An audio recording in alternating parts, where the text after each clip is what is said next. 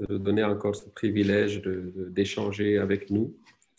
Moi, je suis très ravi d'introduire cet événement qu'on attendait depuis très, très longtemps sur un livre que tu as écrit et qui fait partie des rares livres qui m'ont fait rêver la nuit pour les finir, quoi. Voilà.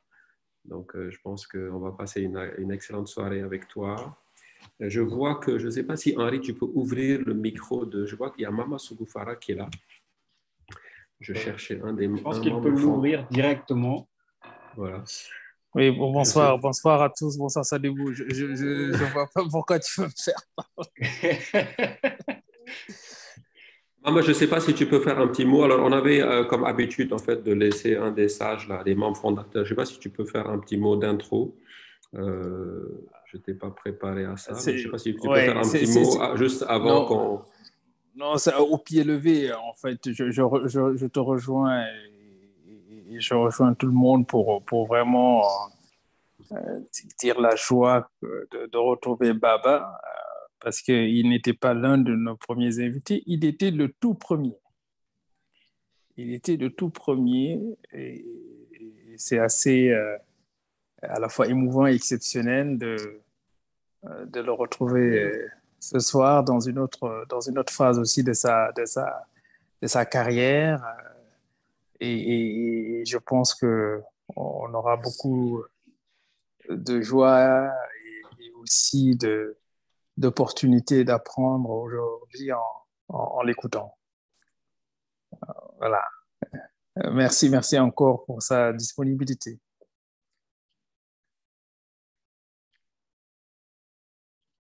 Je te rends la parole, cher Sadibou.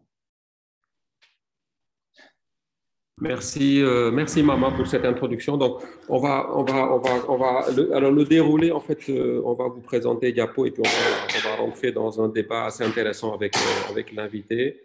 Moi, je suis content de faire ça le lendemain vous avez vu le prix Mohamed Bougar a eu hier. Donc, ça tombe à pic de parler aujourd'hui de ce livre-là. Et j'en profite aussi pour féliciter le co-éditeur, la Jinsan, du livre de Mohamed Bougar, parce que Jinsan, derrière, ce sont nos amis. Hein, donc, c'est Felwine Sarr et des personnes qu'on connaît très bien. Donc, je vais laisser la parole. Maintenant, on va vous présenter, pour ceux qui ne connaissent pas, Espace Diapo.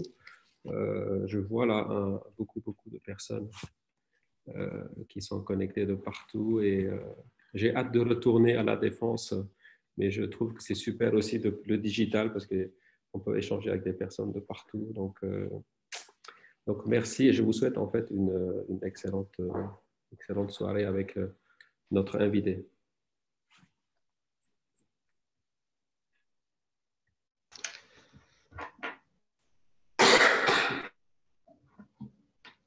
Bonjour à tous, bonjour à toutes et à tous. Pour ceux et celles qui ne connaissent pas Espace Diapo, donc Espace Diapo a été créé en 2005. Donc l'objectif, c'était de favoriser l'intégration et la réussite des professionnels sénégalais en France, donc notamment par des actions de promotion de l'excellence et aussi de renforcement de liens de solidarité entre les différents membres. Donc comment? Donc l'idée, c'était de permettre aux professionnels de se connaître, bien évidemment, de favoriser les échanges entre eux, aussi de constituer un réseau, donc c'est-à-dire de mutualiser les expériences professionnelles, d'inviter des leaders inspirationnels, donc c'est ce que nous faisons aujourd'hui, et aussi avoir pour action de favoriser aussi l'insertion professionnelle des étudiants. Le fonctionnement est tout simple, donc c'est un réseau à visée exclusivement professionnelle, donc voilà, indépendamment de tout regroupement politique, religieux ou basé sur d'autres critères d'appartenance. Donc l'espace Diapo fonctionne à budget zéro.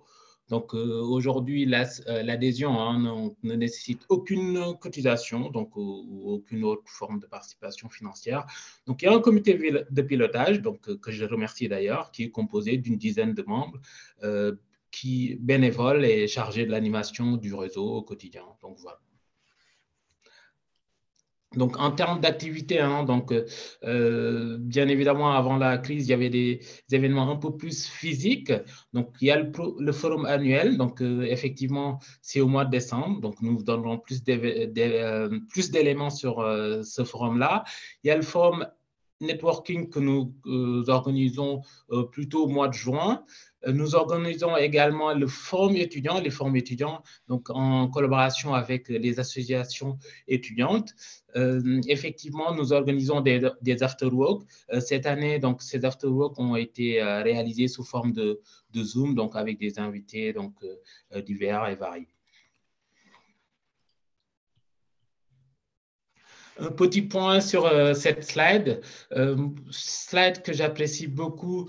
Ça me permet de voir un peu les différentes personnalités hein, donc, qui sont passées nous voir chez Diapo. Donc, entre autres, nous avons quelques noms hein, qui me reviennent en tête, Souleymane Bachir, Baba, et puis donc d'autres noms, hein, Karim Si, Victor, donc, et puis d'autres personnes qui ne sont plus là et nous avons une pensée particulière pour ces personnes-là. Donc, si vous voulez nous suivre, n'hésitez pas à suivre notre LinkedIn. Donc, nous sommes présents sur LinkedIn. Nous avons un site web, donc espacediapo.com. Donc, voilà. Donc, je vous souhaite un très bel événement. Merci Benjamin. Donc, Henri, je vais te laisser la lourde tâche de présenter. Ah oui, là, je pense que ce n'est pas une lourde tâche, mais je vais essayer de m'y atteler quand même de la façon la plus succincte possible. Hein. Donc, tout à l'heure, on parlait de leader inspirationnel.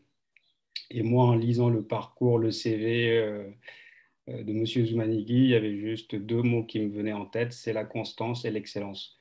Et ça, quand on regarde en fait son parcours, depuis son entrée chez IBM en 1974 en tant qu'ingénieur commercial grand compte, c'est-à-dire à la jeunesse de l'informatique, il a gravi les échelons de la première capitalisation boursière de l'époque. Et à 27 ans uniquement, par exemple, il devient directeur général d'IBM pour le Sénégal, la Guinée et la Mauritanie, 4 ans uniquement après son entrée dans la boîte, c'est dire. Il sera ensuite programme manager IMIA en 1984, poste pour lequel il rejoindra la France. Il s'envolera près de 15 ans plus tard, au sens propre comme au sens figuré, pour rejoindre les États-Unis en tant que vice-président Worldwide Sales and Marketing d'IBM Software Group. En 2006, il devient le Worldwide Acquisition Integration Leader d'IBM Software Group, toujours un poste plutôt stratégique pour les SS2I quand on sait la valeur ajoutée que les synergies et l'intégration des compétences apportent au modèle économique des SS2I. Sa carrière chez IBM culmine en 2014 quand il dirigera pendant 4 ans IBM North Africa. Après cette carrière au IBM, il fonde en 2018 Congolo Consulting, une société de conseil dont la mission est d'aider des entreprises à transformer le potentiel de leurs employés en réussite professionnelle.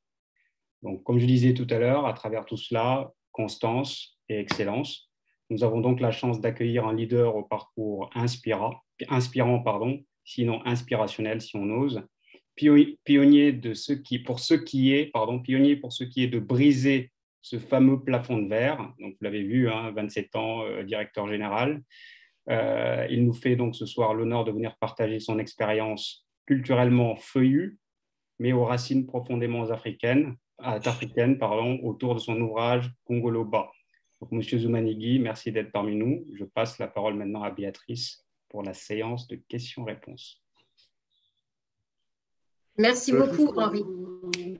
Juste, Béa, avant que tu démarres, en fait, juste pour l'information, on a à peu près 2 heures avec notre invité. J'espère qu'il ne va pas nous facturer ça, mais on verra. mais en tout cas, si vous avez des questions, je vous invite, parce qu'il y a une séquence à la fin qui va être intéressante. Si vous avez des questions au fil de l'eau, si vous pouvez les mettre dans le chat, et puis on va les compiler sur une deuxième partie de questions-réponses libres. Et Baba nous a demandé de ne pas mettre de filtre dans les questions, donc ça va être excitant là. Béatrice. Merci, chef. Constance et excellence, le ton est donné. Merci beaucoup, Henri, à nouveau pour la biographie de notre invité d'honneur du jour, Baba Zoumanigui. Chers membres d'Espace Diapo, chers invités, bonsoir. C'est à nouveau un plaisir de vous retrouver dans cette plateforme que nous offre Espace Diapo autour de notre invité d'honneur en la personne de Baba Zoumanigui. Avant de rentrer dans le vif du sujet, je dirais simplement, Baba Zoumanigui, bonsoir et bienvenue. Bonsoir et merci de l'invitation. Merci. J'avoue que en regardant le calendrier et cette date du 4 novembre, je me suis dit, il ne faudrait surtout pas qu'il se trompe après le prix Goncourt de Moghar Sarr. Je ne suis pas Moghar Sarr, je suis Baba Zoumanigui, mais en tout cas, félicitations à ce garçon, 31 ans, carrière littéraire remarquable. Et c'est à la fois une fierté pour nous et puis pour toute la colonie africaine. Et c'est vraiment un plaisir, je pense, acheter son livre. J'espère avoir l'occasion de le rencontrer un jour. Et peut-être que si on s'en tient aux idées de Sadibou, un jour, on aura un panel où on réunira un certain nombre de personnes. Donc, j'espère faire partie pour discuter d'aujourd'hui et de demain. Et j'aimerais juste ajouter, avant de vous rendre le micro, que en écoutant à la fois la synthèse de ma biographie et la synthèse de ce que c'est que Diapo, c'est vrai que je garde un vibrant souvenir de mon passage il y a plus d'une quinzaine d'années. À l'époque, les Sougoufara, les Barthélemy, les Sadibou, les Meissa, ils avaient encore un visage d'ange que je retrouve d'ailleurs en regardant des garçons comme Henri et d'autres. Et les valeurs qui ont permis qui sous-tendent un peu votre organisation, en les revoyant, je les condense avec, comme on aime bien les acronymes en business, le mot effort. E pour excellence professionnelle, F pour la fierté des origines africaines, le O pour l'ouverture aux idées et aux cultures, R pour le respect des uns et des autres, le respect des institutions, et T pour le travail dans la rigueur. Et donc, ça va dans le droit fil des valeurs qui ont jalonné ma carrière et qui m'ont permis aujourd'hui d'être où je suis. Donc, vous êtes riche de votre diversité, vous êtes riche de vos compétences, vous êtes riche de vos différences. Gardez-les parce que c'est cela votre force. Et je pense que c'est l'une des rares organisations qui peut se prévaloir d'avoir au moins, je dirais, 2005 à maintenant, 17 ans d'existence. Hein. Et souvent, les organisations naissent et meurent. Celle-là, elle tient, et bravo à vous tous et bravo à toute l'équipe. Merci. Merci infiniment, Monsieur Zoumanigui. Nous sommes réunis donc aujourd'hui autour de votre ouvrage, donc Kungoloba, sagesse africaine appliquée à la gestion de l'entreprise. Et justement, un des objectifs de votre ouvrage, c'est cet élan pour puiser à la fois dans l'histoire et dans la littérature des pistes de réflexion, des pistes d'action dans notre développement professionnel, entre autres, mais pas que, et on le verra. On ressent dès l'entame de l'ouvrage, et vous le dites dans l'avant-propos, page 7-8, que c'est votre façon à vous de contribuer à la postérité. Et c'est ce qui m'amène à ma première question, Monsieur Zoumanigui. Pourquoi était-ce si important pour vous d'écrire cet ouvrage? Écoutez, merci de me donner l'occasion parce que cette question m'a été posée plusieurs fois. D'abord, c'est un ouvrage que je n'aurais pas pu écrire en étant en activité professionnelle parce qu'il faut une certaine distance et un certain recul. Et d'autre part, je définis l'écriture comme étant, je dirais, le moyen de rendre visible par des signes la parole, la pensée et les émotions.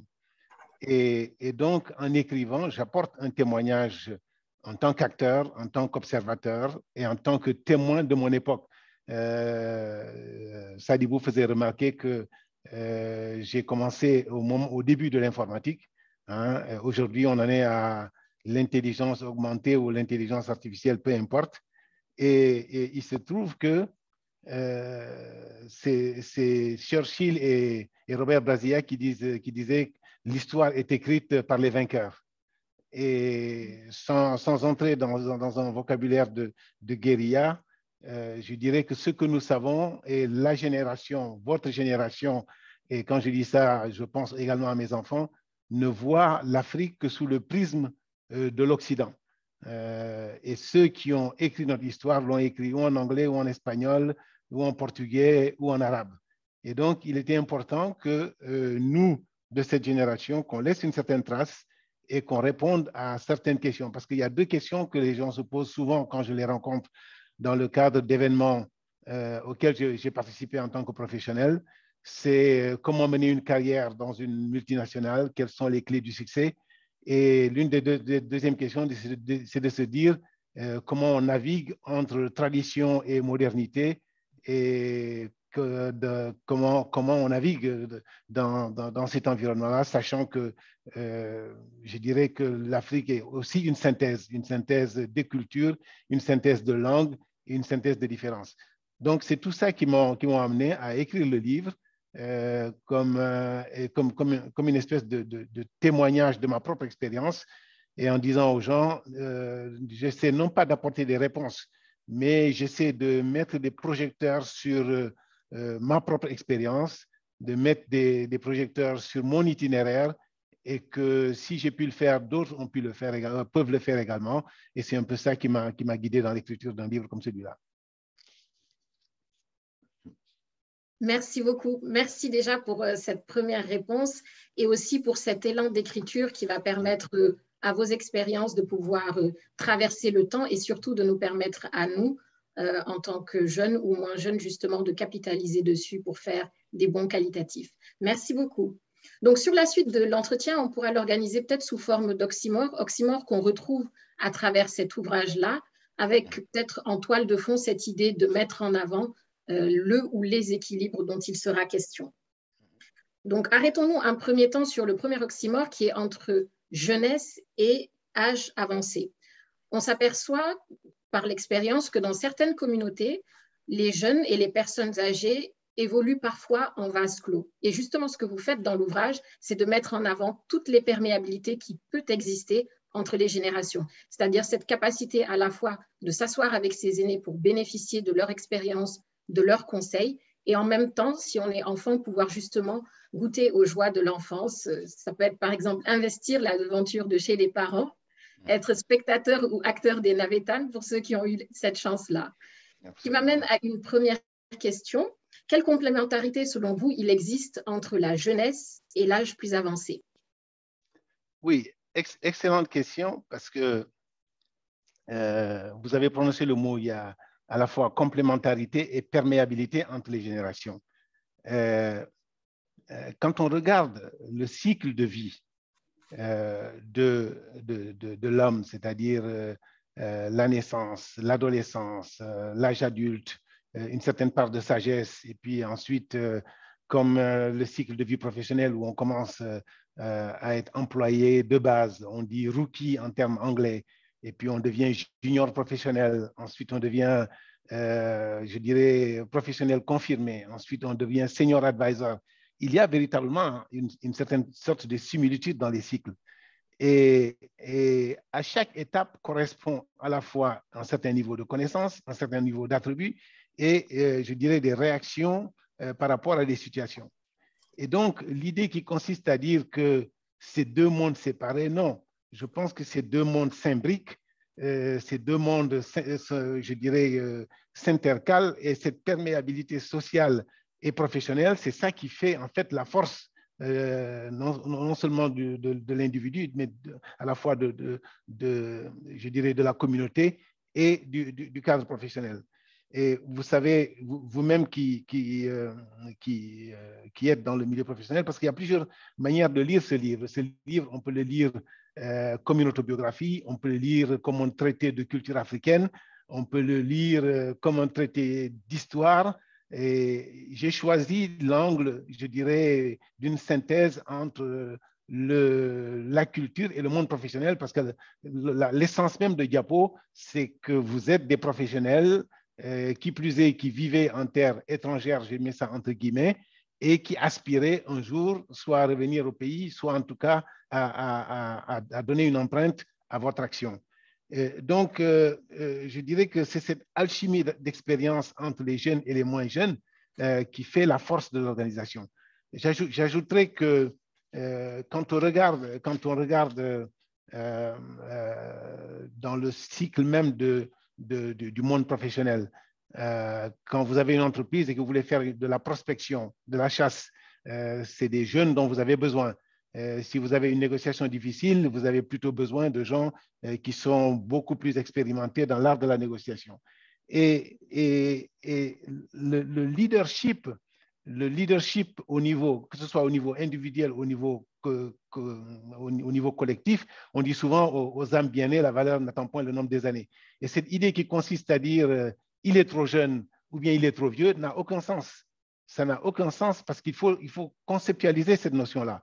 Si on repart dans l'histoire du continent, Lat Dior, il est mort à 44 ans. Et déjà, à l'âge de 27 ans, il gagnait une bataille contre les colons à Méré et il était encore très jeune. Quand on regarde notre héroïne Aline Sitoé Diatta, elle est morte à 24 ans. À 24 ans, elle était déportée à Tombouctou pour avoir refusé de payer l'impôt de guerre sur la Deuxième Guerre mondiale. Et quand on regarde même le fils de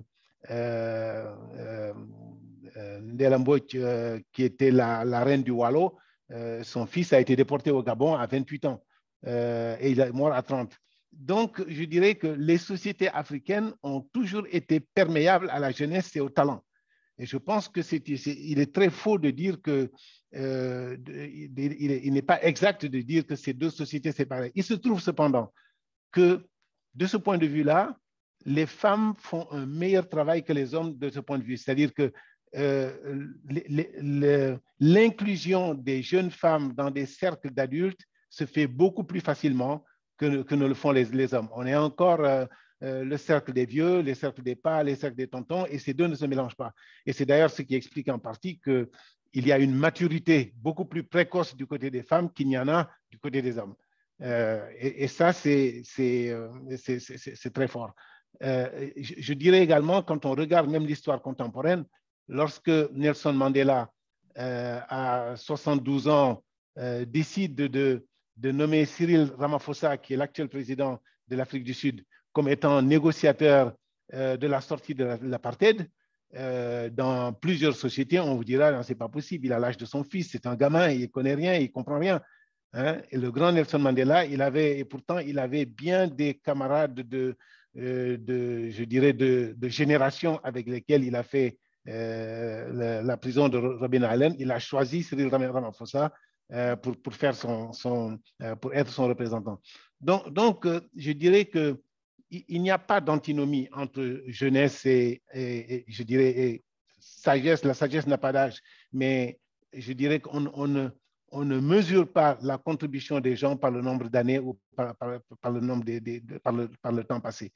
Et ça, c'est extrêmement puissant. D'ailleurs, quand on revient à la culture africaine, il y a un proverbe qui dit souvent, on oublie que les vieux ont été jeunes et les jeunes parfois oublient qu'un jour, ils deviendront vieux et que chacun passera une certaine étape de ce cycle de vie à un moment donné. Et d'ailleurs, un proverbe qui dit très bien que le vieillard se chauffe avec le bois qu'il a cassé pendant qu'il était jeune. Et on dit aussi que le jeune va plus vite, mais le vieux connaît le chemin. Okay? Donc, ça veut dire que toute équipe, de quelque nature que ce soit une entreprise sportive, que ce soit une entreprise économique, financière, communautaire, cette notion et cette symbiose entre les vieux et les jeunes, je mets toujours vieux entre guillemets, est absolument fondamentale. Et je pense que la force de l'Afrique, c'est justement de ne pas avoir de maison de retraite. La notion de maison de retraite n'existe pas. Dans la cour du village et dans la cour de la communauté, chacun a sa place.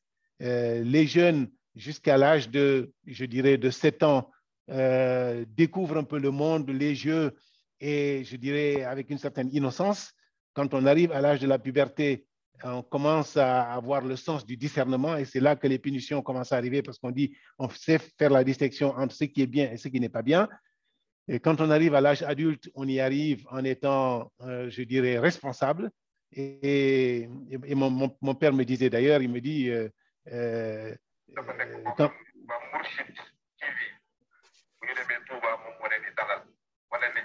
Bon, il y a un micro qui est ouvert. Merci de mettre vos micros en mute. ou bien de les bloquer. Et donc, mon père disait toujours que c'est en étant adulte et en fondant un foyer qu'on donne du... Je vais regarder qui c'est. Il y a peut-être quelqu'un qui s'appelle Prosper. Omar Ndiaye.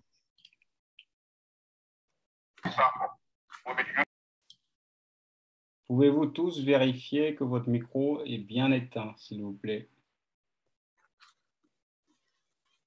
Ok. Alors, attendez, je vais regarder. Je ne vois personne pour le moment. Ok, on va regarder. C'est bon.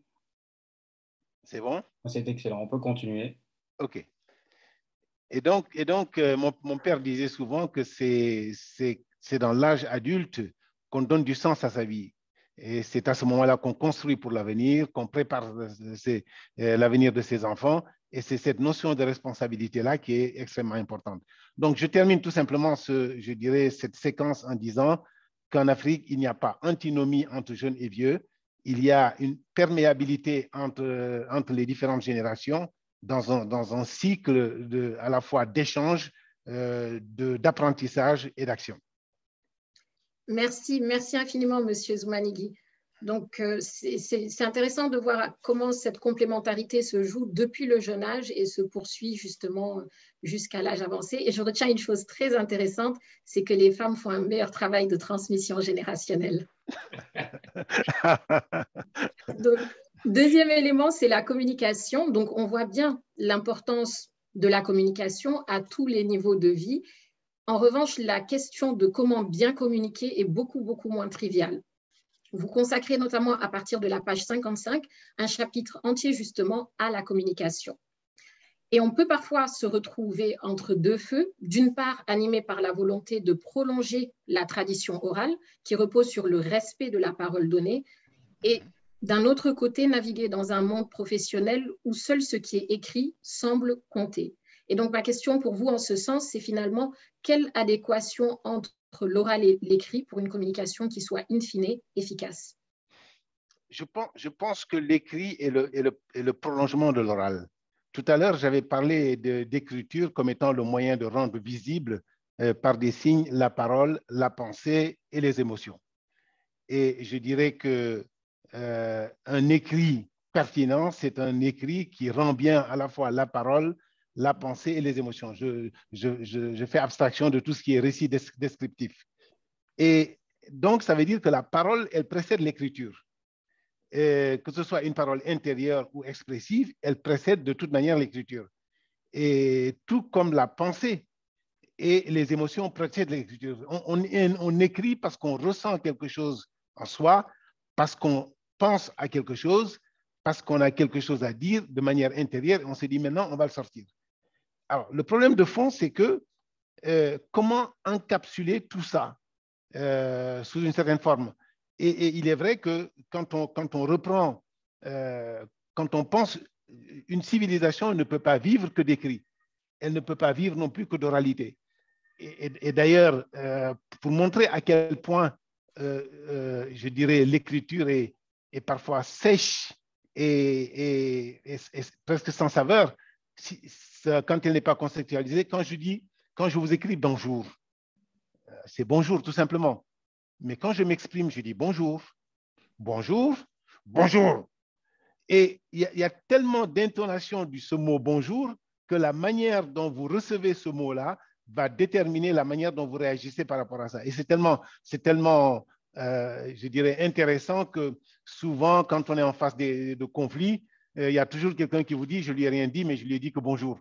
Mais la manière de dire le mot, la manière de l'exprimer, les émotions qui sous-tendent cette expression sont extrêmement fondamentales pour la compréhension. Donc, le rôle du communicateur, c'est justement je dirais, de faire la synthèse de tout ça. Et ce n'est pas donné. Et dans l'Afrique traditionnelle, le rôle du griot, que je saluerai tout simplement comme étant un communicateur, le rôle du griot, c'est de bonifier la parole, de bonifier la pensée et d'utiliser les mots justes, tout simplement, pour soit résoudre des conflits, soit, je dirais, créer des alliances, créer des unions. Et on dit souvent que quand la mauvaise parole est comme de l'eau versée sur du sable, une fois que ça sort, on ne peut plus la récupérer. On ne peut récupérer que du sable mouillé, mais on ne perdra pas la parole. Et on dit aussi que la parole est comme une flèche sur un cœur, c'est-à-dire qu'on ne peut pas l'enlever. Une fois que c'est sorti, d'où la nécessaire prudence dans la communication. Alors, quand on est dans le monde professionnel, on a nécessairement la combinaison à la fois de l'écrit et de l'oral. Mais tous les grands de ce monde, les grands orateurs que l'on connaît, Churchill, on le connaît par ses grands discours. Le général de Gaulle, son appel du 18 juin, encore fait date. Quand on regarde Barack Obama et son discours de Yes We Can, ce sont des choses qui portent. Quand on écoute Martin Luther King, quand il a fait son discours sur l'esplanade de Washington, I have a dream, ça porte. Donc, c'est ce qui fait dire à des gens comme Amadou Hampâté-Bâ qu'il est extrêmement important que pendant qu'on est encore là, pendant que les sages sont là, je dirais, de récupérer cette parole orale et de la traduire dans des mots pour que les futures générations puissent s'en inspirer. Mais on ne pourra jamais se retrouver, je dirais, dans une société où on dit il y a opposition entre oral et écrit. Et d'ailleurs, c'est tellement vrai que quand on regarde la bourse, la notion de corbeille à la bourse, ce sont des gestes, ce sont des mots, ce ne sont pas des contrats. Et quand on regarde même le commerce du diamant, il n'y a pas d'écrit. Je dirais, c'est la crédibilité, l'authenticité de la personne qui donne tout le sens à la transaction. Donc, je dirais que sur ce terrain-là, quand j'écris dans mon livre l'expérience que j'ai eue en Chine dans une résolution de conflit, ce qui fait la force de cette expérience, c'est qu'elle combine tous les ingrédients de la communication. Un, je ne suis pas chinois. Deux, je ne comprends pas la langue. Il y a unité de lieu, il y a unité d'espace. Il faut résoudre un conflit assez rapidement. Il y a des gens qui, culturellement, comprennent une certaine chose et qu'en croyant faire bien, et finalement, on le reçoit mal. Et la plupart des conflits, je dirais, culturels qui existent, viennent de cette incompréhension. Et j'ai beaucoup dans mon livre, je parle beaucoup de ma mère qui parlait 6 ou 7 langues. Et le problème n'est pas de parler la langue.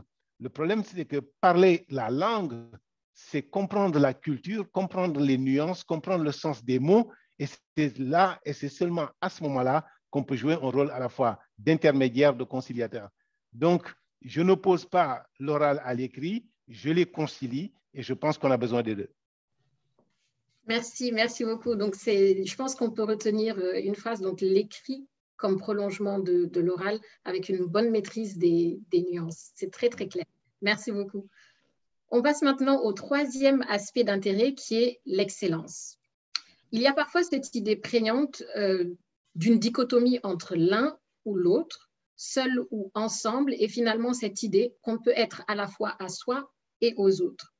Vous énoncez les attributs d'une bonne équipe dans votre ouvrage, notamment à partir de la page 71, équipe que vous aviez eu à animer, qui était éclectique et dans laquelle il y avait différents profils. Et finalement, c'est ce qui faisait la force de l'équipe en question. Et donc, ma question pour vous, c'est quels sont les prérequis pour réussir ce pari qui peut paraître fou aux yeux de certains, d'une excellence qui se conjugue à la fois au singulier et au pluriel? Waouh! D'abord, je retiens que vous avez très bien lu mon livre et au point de me donner les pages de référence, bravo.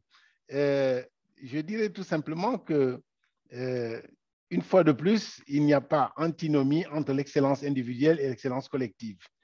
Le collectif ne fonctionne que si individuellement, chaque membre a son rôle.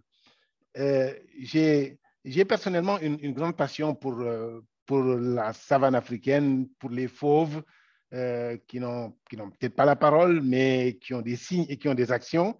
Et quand on regarde opérer les fauves, et en particulier les lions qui sont très sociaux, les lions ne vivent qu'en communauté. D'ailleurs, pour la petite histoire, j'ai passé avec mon épouse une semaine à Serengeti et en Tanzanie, et fait 1800 km dans la savane, tout simplement pour observer le comportement des animaux. C'est extraordinaire ce qu'on peut voir. Quand on regarde une partie de chasse, il n'y a pas, je dirais, contrairement aux humains, où lorsqu'il y a quelque chose à faire, quand on est 5, il y en a 3 qui travaillent et puis il y en a 2 qui restent à la traîne ou qui s'incrustent. Et chez les animaux, cette notion n'existe pas. Quand il y a quelque chose à faire, chacun, dans son rôle et dans son compétence, fait quelque chose. Et je dirais que quand on revient au cadre purement professionnel, une équipe ne fonctionne que lorsque chacun a une compétence reconnue et appréciée des uns et des autres et contribue à ce que les Américains appellent a common sense of purpose. Les équipes qui fonctionnent, c'est la question que toujours on se pose dans une équipe. What are you good at?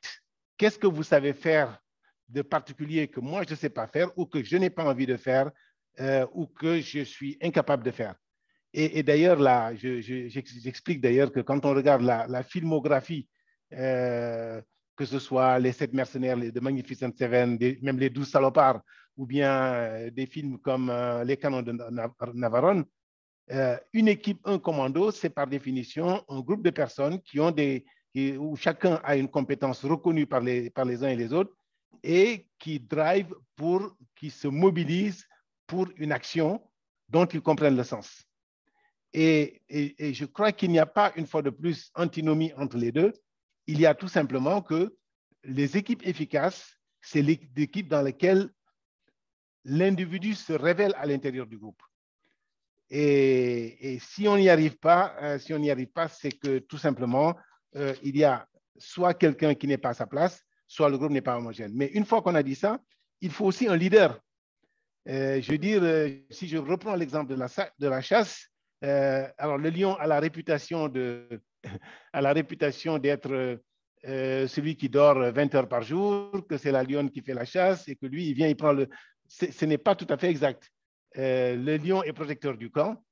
Lorsque je dirais que l'animal a une certaine taille, il se met en jeu et les autres viennent, que ce soit au niveau de l'encerclement de la bête que pour la terrasser, chacun à sa place.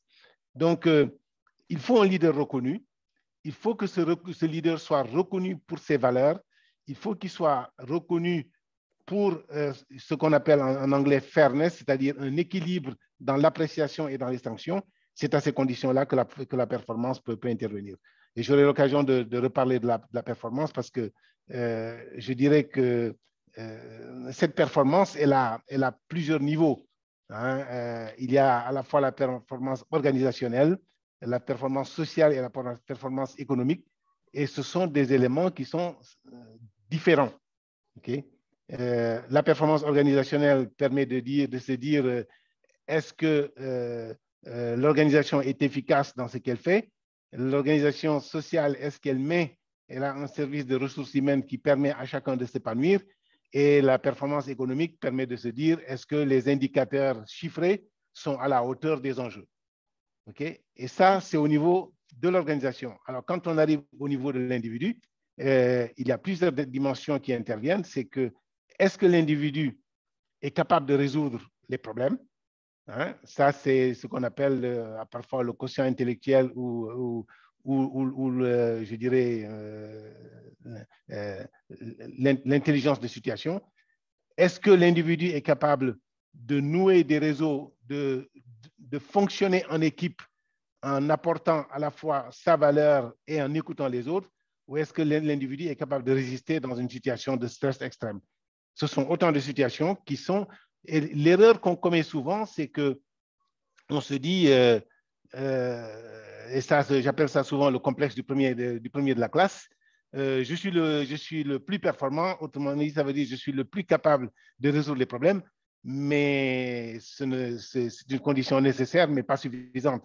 Ce qu'on observe dans une performance d'équipe, c'est la capacité des gens à réunir, à mobiliser, à inspirer et à donner des résultats. D'accord, merci beaucoup. Donc, sur l'excellence collective, d'une part, un leader reconnu et d'autre part, des membres d'équipe qui sont capables de se reconnaître dans cette équipe-là et de se révéler surtout. Et je pense qu'on aura l'occasion, dans la partie questions et réponses, de revenir sur comment faire face justement quand l'équipe n'avance pas dans le sens souhaité. Merci beaucoup. On chemine maintenant sur la question de la pétrification et de la performance. Donc, on constate par moment une sorte de pétrification qui prend ses racines à la fois dans l'histoire, ça peut être aussi dans l'éducation, à titre illustratif, les discours qui sont ancrés depuis l'enfance et qui, dans une certaine mesure, peut conduire à des contre-performances. Et donc, vous indiquez dans l'ouvrage plusieurs expériences professionnelles dans lesquelles votre éducation, votre africanité ont été des catalyseurs qui vous ont permis justement de faire face, d'avancer dans la voie de la constance et de l'excellence, pour reprendre les mots de Henri. Souvent se pose donc la question de comment bien accorder justement ces univers, que ce soit des univers spatiaux, des univers temporels. Et ma question pour vous en ce sens, c'est finalement comment briser le mur de la pétrification, si tant est qu'il existe, et d'autre part, comment justement s'engager résolument dans la voie de l'excellence, qu'elle soit sociale, professionnelle ou autre. Alors, sur le sujet de la pétrification par rapport à la performance, la peur est quelque chose, je dirais, d'universel. Quelqu'un qui vous dit qu'il n'a pas peur, d'ailleurs, quand on fonctionne dans la savane, les guides vous diront toujours, il y a deux types qui sont dangereux. C'est celui qui a émotionnellement peur et celui qui pense qu'il n'a pas peur, que rien ne peut lui arriver. Ce sont les deux personnages qui sont les plus dangereux parce qu'ils n'ont ni conscience du danger, ni de la prise de décision. Et Seydou Badian, quand il écrit son livre « Sous l'orage », que vous avez certainement lu, il dit la chose suivante. Il dit, nous sommes tous des guerriers dans un champ de bataille. La peur est en chacun.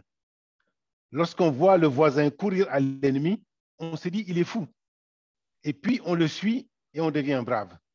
Alors, si chaque guerrier prenait le temps de dire à chacun à quel point il a peur, je dirais, les combats ne se feraient pas. On arriverait tout de suite à la conclusion qu'il faut rebrousser chemin, il faut fuir. Et la fuite, c'est ce qu'il y a de pire. Donc dans la vie, et ce que la culture africaine nous apprend, et je prends des exemples tout simples, aujourd'hui, où on est tous imprégnés de modernité, quand votre enfant vient, votre petit frère qui vient en pleurant, votre première réaction, c'est de dire qui c'est qui l'a frappé, que ce soit un copain, un instituteur, peu importe, on y va, on essaie de corriger la personne pour, je dirais, pour réparer une offense, on va dire ça comme ça. Les gens de ma génération, quand un enfant arrive en pleurant, la première réaction des parents, c'est de regarder d'abord pourquoi il pleure. Okay? Deuxièmement, si c'était une bagarre, est-ce que celui contre lequel il s'est bagarré est largement plus âgé que lui? Et si vous tombez sur un enfant, vous pleurez parce que vous êtes battu avec quelqu'un qui a, allez, on va dire la même taille et la même corpulence et que vous arrivez en pleurant, vous risquez de vous faire battre par vos propres parents parce qu'ils vont vous dire, allez-y, il faut apprendre à te défendre. Aujourd'hui, qu'est-ce qui se passe? Il se passe tout simplement que, à force d'autoprotection et de protéger notre environnement, que ce soit nos enfants ou qui que ce soit, au lieu d'apprendre aux gens à surmonter les obstacles, on enlève les obstacles. On enlève les obstacles en leur faisant croire qu'il y a un chemin, je dirais, un chemin lunaire sans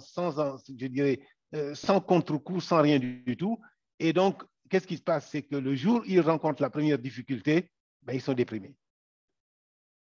Et la pétrification et la performance relèvent du même sujet. Que quelqu'un ait peur, c'est normal. Que quelqu'un, je dirais, soit pétrifié par la peur et n'arrive plus à agir, c'est très grave. Et la vie à l'africaine nous apprend tout ça. Et on nous dit d'ailleurs que les larmes d'un homme coulent dans son ventre. Alors quand je dis homme, c'est au sens générique du terme. On a des situations, on connaît professionnellement des gens qui ne fonctionnent que dans un environnement où on les aime, où on les apprécie. On leur dit toujours ils sont bien, ils sont plus forts, ils sont les meilleurs, etc. Et je pense que quand on regarde l'Amérique, où j'ai vécu un certain nombre d'années, cette notion qui consiste à dire il est interdit d'interdire, c'est à la fois un phénomène de mai 68 et un phénomène, je dirais, occidental, et qui consiste à dire il faut toujours encourager, il ne faut pas réprimer, etc. Ça ne correspond pas à nos valeurs. Réprimer, ça ne veut pas dire faire violence. Ça veut dire prendre conscience à quelqu'un d'un certain nombre d'insuffisances et de la nécessité de les corriger. Et d'ailleurs, Nelson Mandela dit lui-même, ne me jugez pas sur mes réussites, jugez-moi sur le nombre de fois où je tombe et je me relève. Et Jean d'Ormesson, académicien, lui-même écrit, il dit, il a un livre qui s'appelle « Tomber 7 fois et se relever 8 ».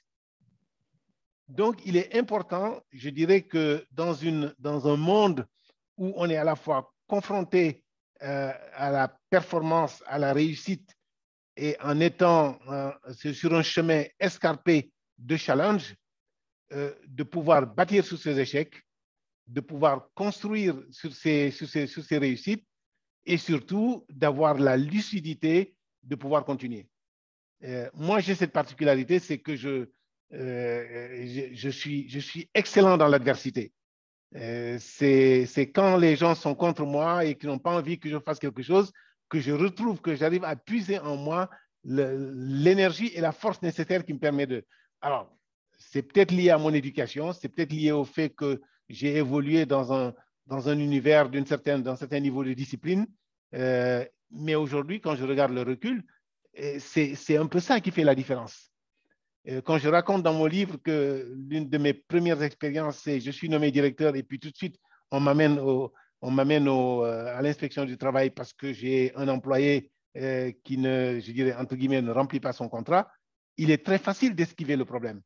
Il est très facile de dire, écoute, celui-là, je n'y touche pas, comme ça, je vais naviguer entre deux eaux. Mais quand on pense à l'impact que ça peut avoir vis-à-vis de l'ensemble de l'équipe, on gagne son respect. C'est comme, j'appelle ça en anglais, on dit new kid in the block. Quand vous déménagez, vous arrivez dans un nouveau quartier, il y aura toujours quelqu'un qui va vous tester. Qui va tester votre caractère, qui va tester votre tempérament, qui va tester votre force physique, qui va tester des tas de choses. Alors, si vous répondez, vous avez une chance de survivre. Si vous ne répondez pas, vous n'avez aucune chance. Et souvent, et ça m'amène à reparler de performance et d'intelligence, souvent, les gens pensent que les leaders sont choisis parce qu'ils sont les meilleurs au sens académique du terme. Les leaders sont choisis par rapport à leur capacité à surmonter des difficultés, à créer des réseaux, à nouer des alliances, à garder la tête froide quand tout le monde la perdra, à garder, et je dirais même que le courage, ça consiste essentiellement à ne jamais perdre sa lucidité et sa capacité de réfléchir et d'agir, même dans les situations les plus difficiles. Et on entend souvent, quand on est dans le monde de l'entreprise, celui-là, c'est le meilleur, celui-là, il est très fort, il est très intelligent, il est major de sa promotion. Ça, il n'y a qu'en France qu'on entend major de sa promotion comme étant un critère fondamental à la fois de leadership et de réussite. OK? Donc, alors, s'il y a des majors de promotion, je ne leur enlève aucun crédit. Je dis tout simplement que c'est des conditions nécessaires, mais pas suffisantes. Il y a tout ce qu'on appelle les soft skills. Les soft skills qui consistent à regarder si la personne fait preuve d'intégrité, si la personne est capable de travailler en équipe, si la personne est capable de, je dirais, de nouer des alliances, si la personne est capable de résister à l'effort, si la personne est capable d'accepter les idées qui ne sont pas les leurs, qui ne sont pas les siennes, et de construire autour de ces idées-là. Il ne s'agit pas d'avoir raison. J'explique également d'ailleurs le concept d'avoir raison. Les gens cherchent à avoir raison. Le problème n'est pas d'avoir raison. Le problème, c'est de faire que 1 plus 1 égale 3, que 2 plus 2 égale 7, et qu'en conjuguant la contribution de chacun, on arrive à quelque chose qui soit, je dirais, d'un niveau supérieur. Mais avoir raison sur quelqu'un d'autre, c'est comme si vous jouez un match de football et que vous entrez sur le... Alors, je prends l'exemple du football, mais j'aurais pu en prendre d'autres. Il consiste à dire, ces gens-là, ils sont très forts, je sais qu'on va perdre 5-0. À la fin du match, vous perdez 5-0 et vous venez dire aux gars, je vous l'avais dit. J'avais dit qu'on perdrait 5-0. So what? Par rapport à celui qui dit, on va le gagner ce match. Finalement, il perd, mais au moins, il aura donné le meilleur de lui-même pour y arriver. Donc, ça me paraît un élément fondamental et je crois que l'Afrique traditionnelle, la culture traditionnelle construit l'homme dans ce sens-là.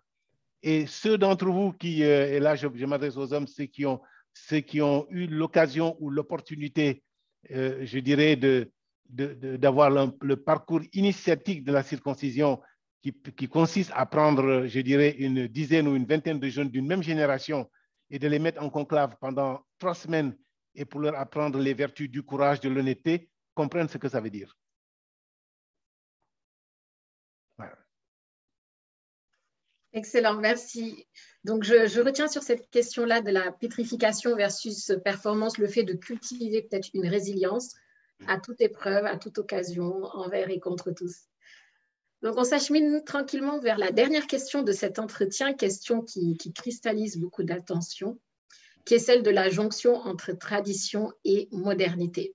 Donc, ça apparaît un peu comme une question structurante et donc c'est intéressant d'avoir des pistes justement pour pouvoir résoudre cette équation.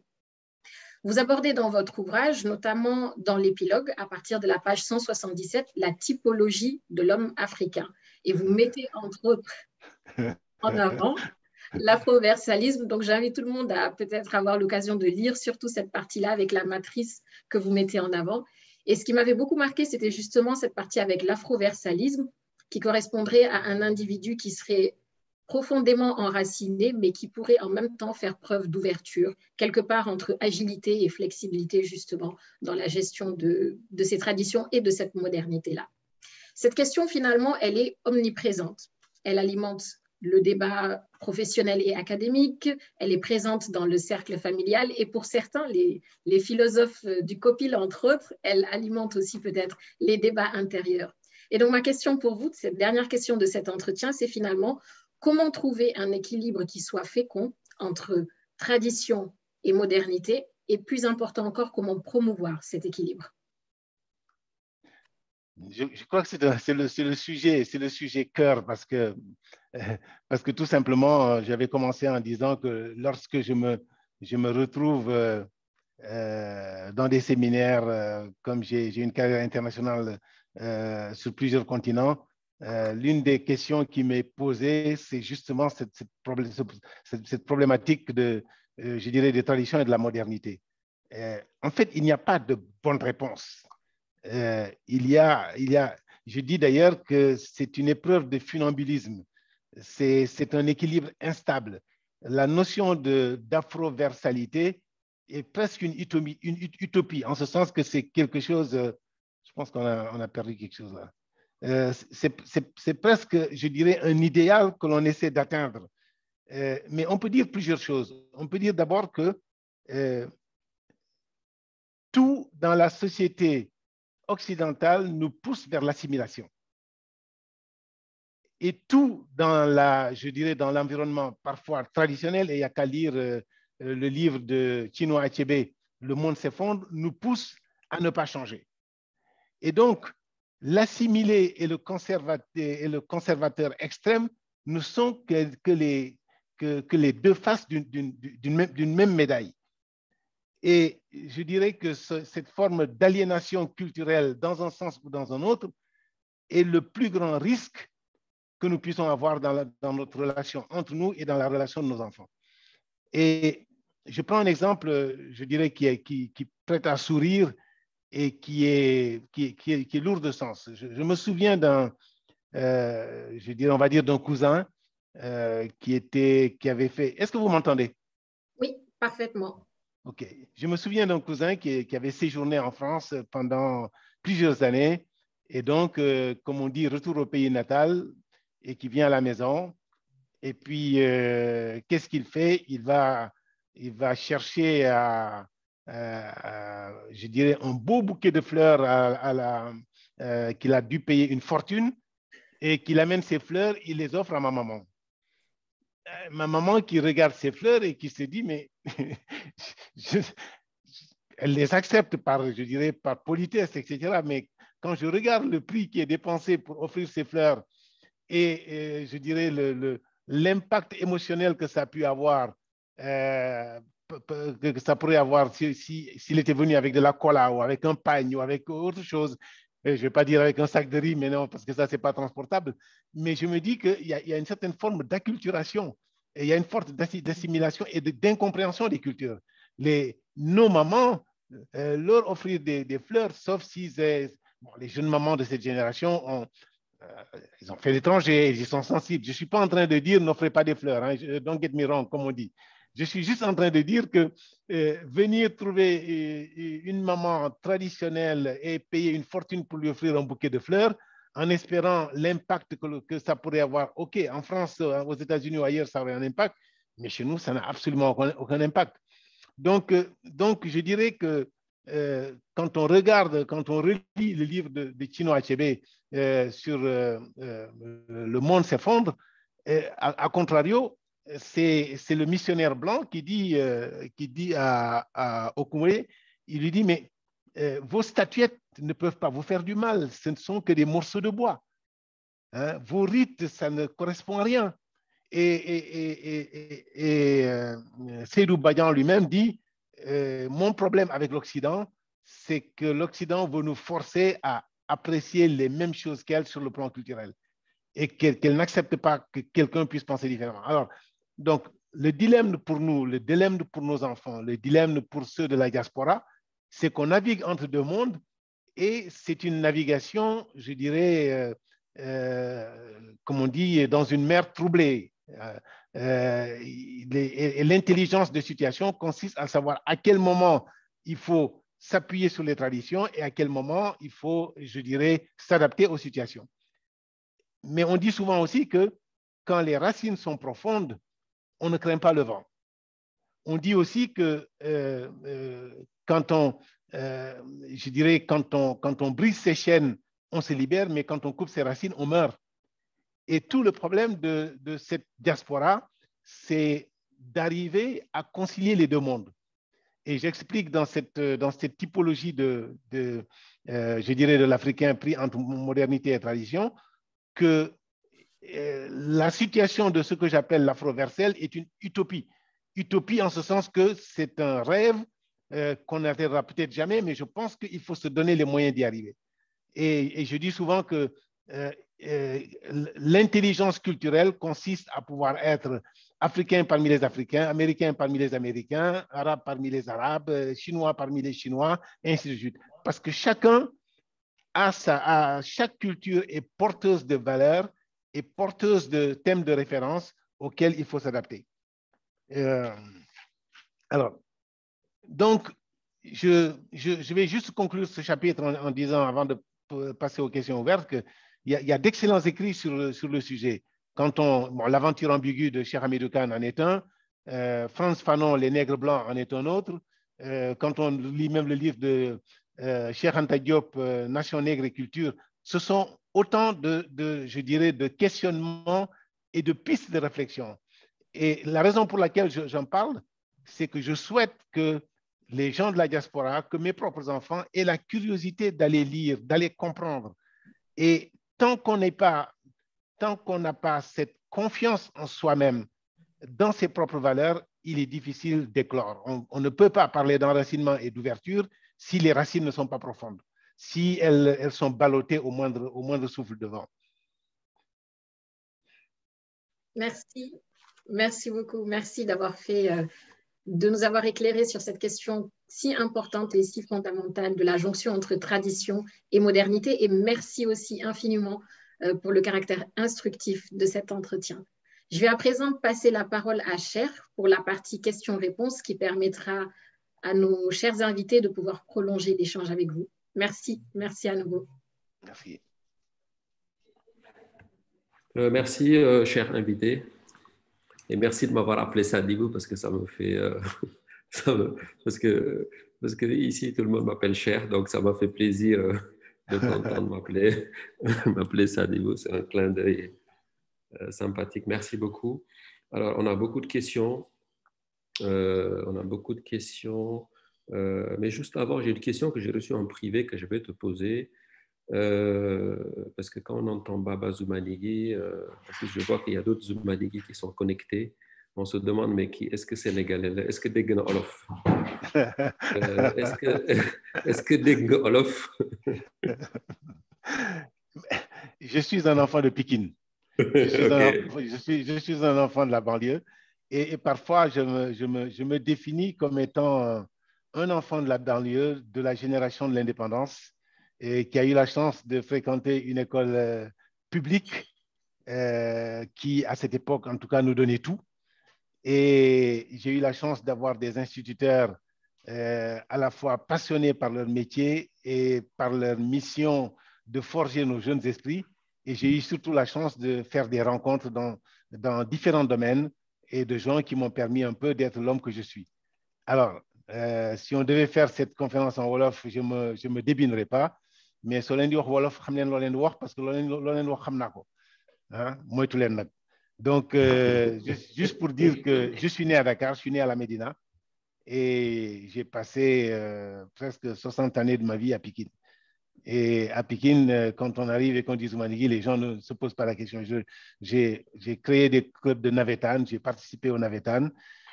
Et puis voilà, donc ma sénégalité ne me pose aucun problème. Et de ce point de vue, le Sénégal est un pays remarquable.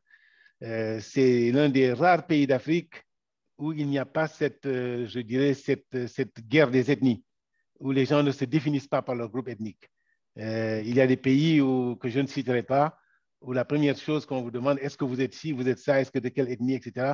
Et on essaie de garder des équilibres qui ne sont pas toujours, je dirais, de bon augure. Voilà.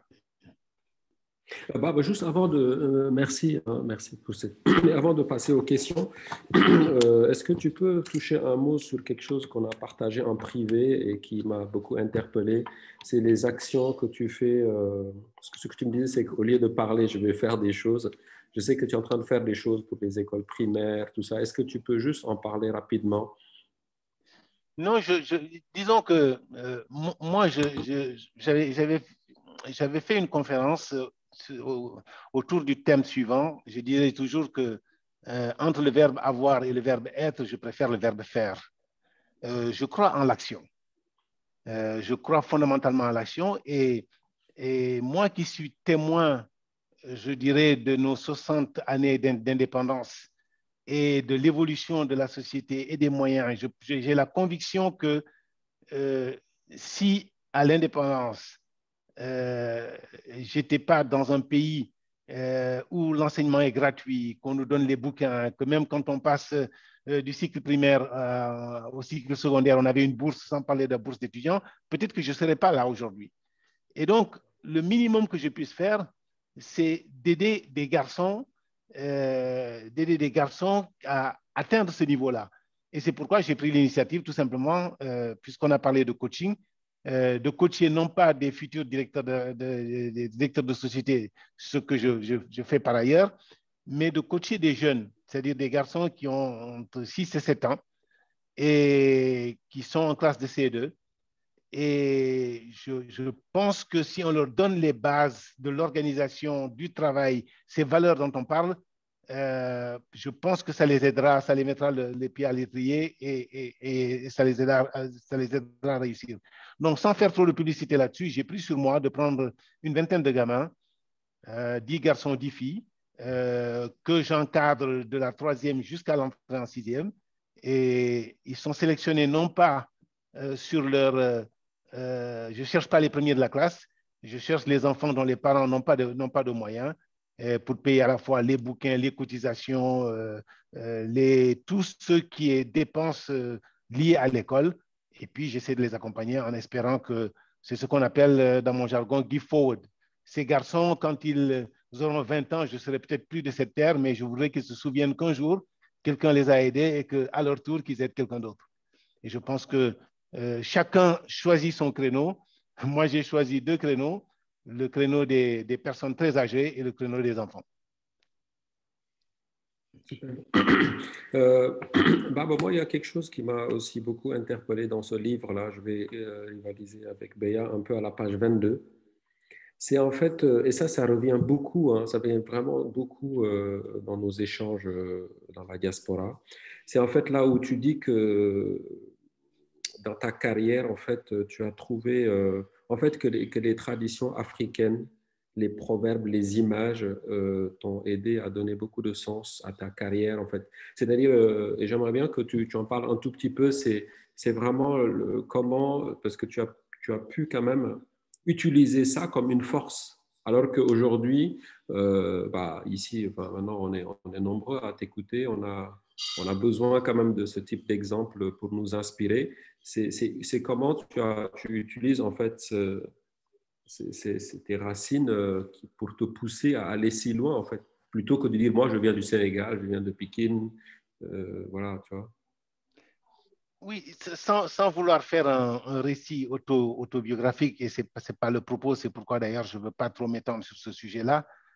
Il se trouve que j'ai eu la chance très jeune d'être admis dans un cercle d'adultes. À une période où il n'y avait ni Internet, ni les réseaux sociaux, ni des téléphones, des smartphones, etc. Et donc, la particularité du cercle des adultes quand on est jeune, c'est l'écoute. C'est d'abord l'écoute. C'est la capacité de, je dirais, de traduire en situation et en acte le récit. Et je me suis trouvé dans cette situation-là pour deux raisons. D'abord parce que à cette époque-là, on écrivait encore des lettres et que j'étais celui qui écrivait la lettre des adultes. Et donc, comme je suis issu d'une famille assez militaire, je dirais que notre maison était un peu le lieu de rendez-vous de tous ceux qu'à l'époque j'appelais les vieux. Et en fait, quand je fais le recul, ils avaient à peine une trentaine d'années. Ils étaient encore ceux qui ont fait la guerre d'Algérie, qui ont fait la guerre d'Indochine. Et je dirais que ce que j'ai appris à leur contact, cette notion de courage, cette notion de respect de la parole donnée, cette notion de respect de l'aîné, cette notion de travail, cette notion je dirais, ne pas tendre la main, ne pas faire pitié, ce sont des valeurs qui m'ont toujours habité. De telle sorte que j'ai fait des choix dans ma vie professionnelle en tenant compte de ces éléments, parce que je me suis dit que, je représente quelqu'un qui va, je représente plus que ma propre personne. Parce qu'étant pionnier dans un certain nombre de domaines, si j'échoue, on va tous nous mettre dans un même sac et on va dire les Africains, ce n'est pas la peine. Ils ne sont jamais à l'heure, ils trichent, ils vous racontent des cracks, vous leur demandez de faire tel truc et puis ils ne le font pas, et ainsi de suite. Donc, j'avais conscience que je représentais quelque chose de plus grand que moi-même. Et cette notion-là, c'est une notion que je dirais qu'on ne peut avoir qu'en étant proche des adultes.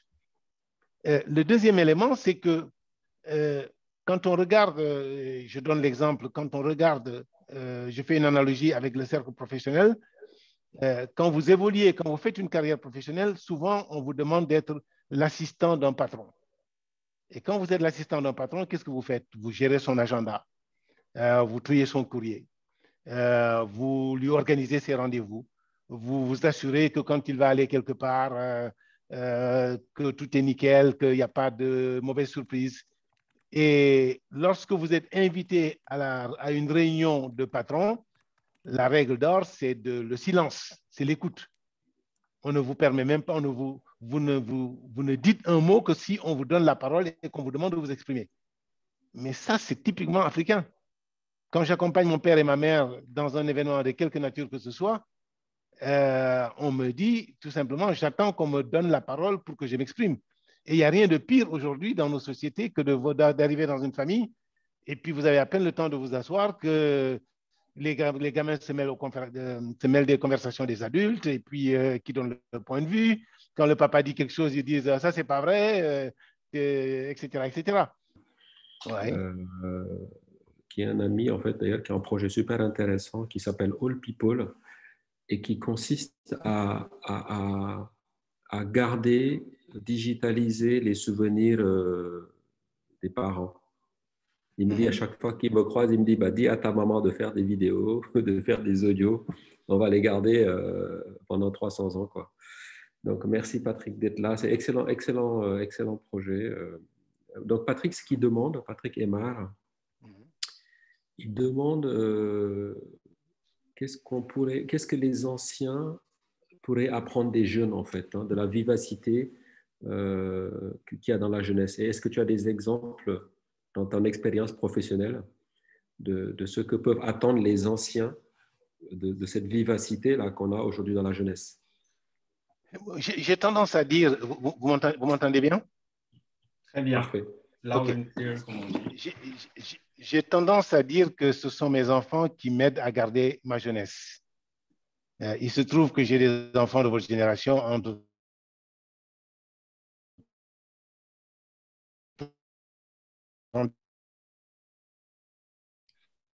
C'est moi ou ça coupe? Allô? C'est là qu'on se rend compte que, et c'est là qu'on se rend compte que les schémas et les critères ou les postulats qui ont fait nos succès pendant, je dirais, nos jeunes années ne sont plus les mêmes de ceux d'aujourd'hui. Je crois tout simplement que l'efficacité d'une équipe est liée à sa diversité. Et l'exemple que j'ai tendance à prendre, c'est les doigts d'une main. Vous avez le pouce, l'index, le majeur, l'annulaire, l'auriculaire. On ne peut pas dire qu'il y a un doigt qui est plus important que l'autre. Maintenant, je pense que la démarche, elle va dans les deux sens. Et je vais une fois de plus encore utiliser le cycle de vie pour référence. Quand vous êtes papa et que vous avez des enfants qui ont moins de 7 ans, vous êtes Dieu le Père, vous êtes merveilleux, vous savez tout, vous êtes la personne la plus importante, etc., etc. Après, quand ils passent à l'adolescence, vous ne comprenez rien, vous êtes outdated, vous ne comprenez pas ce monde, et ainsi de suite. On a l'impression que finalement, c'est comme si on n'a jamais vécu. Après, on passe à une période qui va entre, je dirais, 20 et 25 ans, où ils commencent à découvrir que finalement, vous avez de bonnes idées, vous avez fait des choses remarquables dans votre vie qui méritent un échange. Et après, finalement, ils se rendent compte que le papa, la maman, etc., que c'est des gens remarquables, qu'ils ont fait des choses et ces choses-là méritent d'être partagées. Donc, je dirais que la démarche, elle est de deux côtés. Et parfois, les jeunes sont, d'abord, je vais commencer par les familles, les jeunes sont plus facilement écoutés par des personnes qui ne sont pas directement leurs parents. C'est comme le mentoring ou le coaching. On ne peut pas être directement coaché par son manager. On est coaché par quelqu'un qui est en dehors du cercle hiérarchique. Et je crois que c'est un peu ça. Il est important que ces échanges-là entre générations se fassent entre des personnes, je dirais, où il n'y a pas de risque, je dirais, de risque de punition. Parce qu'on a toujours peur dans la conversation, quand elle est directe, soit entre parents et enfants ou entre manager et manager, que l'on dise quelque chose qui peut être retenu contre vous. Et je crois qu'il est important de se trouver dans son espace professionnel, dans son espace social, quelqu'un auprès de qui on peut faire des choses. C'est d'ailleurs ce qui explique en partie que les enfants, les jeunes se retrouvent plus facilement et se confient plus facilement à leur grand-père ou à leur grand-mère qu'ils ne se confient à leurs propres parents. C'est aussi ce qui explique que souvent, on a à côté de soi quelqu'un qui, je dirais, qui fait partie du cercle familial à qui l'on peut se confier. Moi, je pense que ce que nous apprenons des plus jeunes, je dirais, c'est l'impatience. La notion d'échelle du temps, elle n'est pas la même. Quand vous dites à un enfant de 7 ans, vous faites quelque chose et je vous donne le cadeau dans une semaine, c'est comme vous lui disiez, c'est comme si vous lui dites que c'est dans une éternité. Les jeunes ont une échelle de temps qui est beaucoup plus courte. Vous dites à quelqu'un de 70 ans, ça va se passer dans 5 ans, il a encore la patience de penser que ça va se passer. Donc, la notion de temps, de compression du temps est une notion extrêmement importante dans les rapports avec la jeunesse. La notion d'exemple, de vécu et d'anecdote est extrêmement importante parce que l'histoire est faite d'anecdotes. Les gens comprennent par les histoires, par le vécu, non pas par un sermon. Et le domaine où nous pêchons tous en tant qu'adultes, c'est qu'on pense que en faisant un sermon et en expliquant sur des bases purement théoriques à quelqu'un, c'est là l'efficacité de la communication. Mais je dirais que si vous avez été comment dirais-je, si vous avez été un ancien détenu et que vous parlez des malfaits de la prison à un jeune, il peut le comprendre. Mais l'éducation se fait par l'exemple, se fait par le narratif, se fait par le storytelling. Et je pense que c'est ça l'avantage de rapprocher les générations dans quelque situation que ce soit. Merci. Ma deuxième question, un peu difficile, mais bon, tu m'as dit il n'y a pas de filtre. Comment percevez-vous le sentiment de la diaspora de délitement actuel des valeurs sociales au Sénégal? Toi qui es rentré il n'y a pas longtemps. Waouh! Allez, comment est-ce que je peux dire ça? Le Sénégal est un pays de 17 millions d'habitants. Allez, on va dire que plus de la moitié se trouve dans les villes. Et la ville, je dirais, est une jungle où l'instinct de survie permet toutes les déviations. Et la responsabilité, je ne veux pas jeter la pierre ni à l'un, ni aux parents, ni aux enfants. Je dis tout simplement que le cadre familial, le cadre, je dirais, social, arrive à un niveau de saturation. Moi, j'ai le souvenir qu'on pouvait s'asseoir à 5, 6, 7 autour d'une personne. Aujourd'hui, vous allez dans les maisons, vous avez 20 personnes. Donc, ce n'est pas un cadre propice au dialogue. Et je crois que les valeurs travail, les valeurs échange, les valeurs authenticité, les valeurs d'intégrité, dans une famille traditionnelle, quand quelqu'un vient avec quelque chose que le chef de famille n'a pas acheté, on lui pose toujours la question de savoir où est-ce que tu l'as pris. Aujourd'hui, ces questions ne se posent plus. J'ai eu à cœur, lorsque j'ai fait 35 ans de carrière internationale, j'ai eu à cœur à chaque fois que je suis venu en vacances ou que j'ai amené mes enfants en vacances, de les mettre non pas dans les beaux quartiers de Dakar, mais de les amener à Pikine.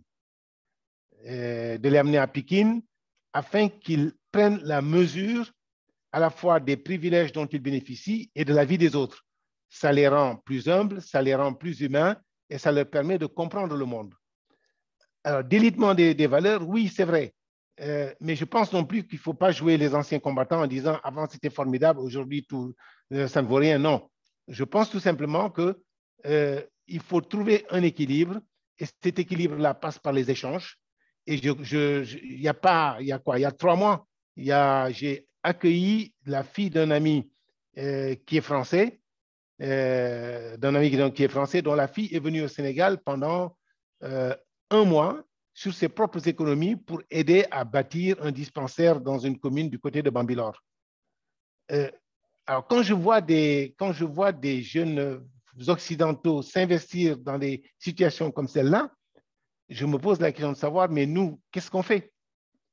Et je pense que c'est là que les parents ont un rôle à jouer. Je pense qu'on a tendance à protéger nos enfants dans un cocon sans les exposer à la réalité de la vie. J'ai le souvenir aussi que, sans jouer une fois de plus les anciens combattants, que quand il y avait, je dirais, une catastrophe quelque part, on envoyait les gens porter secours aux uns et aux autres. J'étais choqué aujourd'hui parce que je suis allé faire une visite au cimetière de voir à quel point les herbes ont envahi l'ensemble des tombes et qu'il n'y a personne qui prenne la décision de dire mais écoutez, prenons des jeunes ou des fidèles ou peu importe pour essayer d'enlever les mauvaises herbes.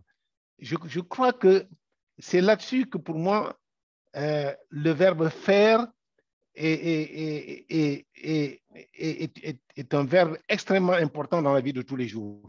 Aujourd'hui, on est plutôt sur avoir et être. Tu ne sais pas qui je suis. Regarde ce que j'ai, regarde ce que je possède. Et je pense que nous avons tous une responsabilité par rapport à ça, vis-à-vis de nous-mêmes, vis-à-vis de nos enfants et vis-à-vis de notre environnement.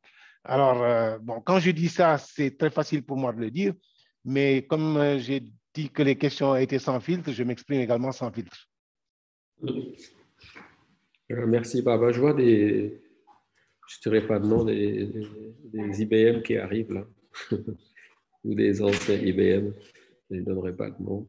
Troisième question, Baba, c'est en fait, ça c'est une question je vois d'un de nos philosophes là, qui est connecté, qui dit que dans l'aventure en Ambicu, en fait, les habitants du pays des Dialobés, en fait, eux, ils craignaient que leurs enfants perdent un peu de leur identité en allant à l'école des Blancs, Oui. entre guillemets. Et elle s'est demandé si ce qu'ils vont apprendre vaut ce qu'ils oublieront, en fait.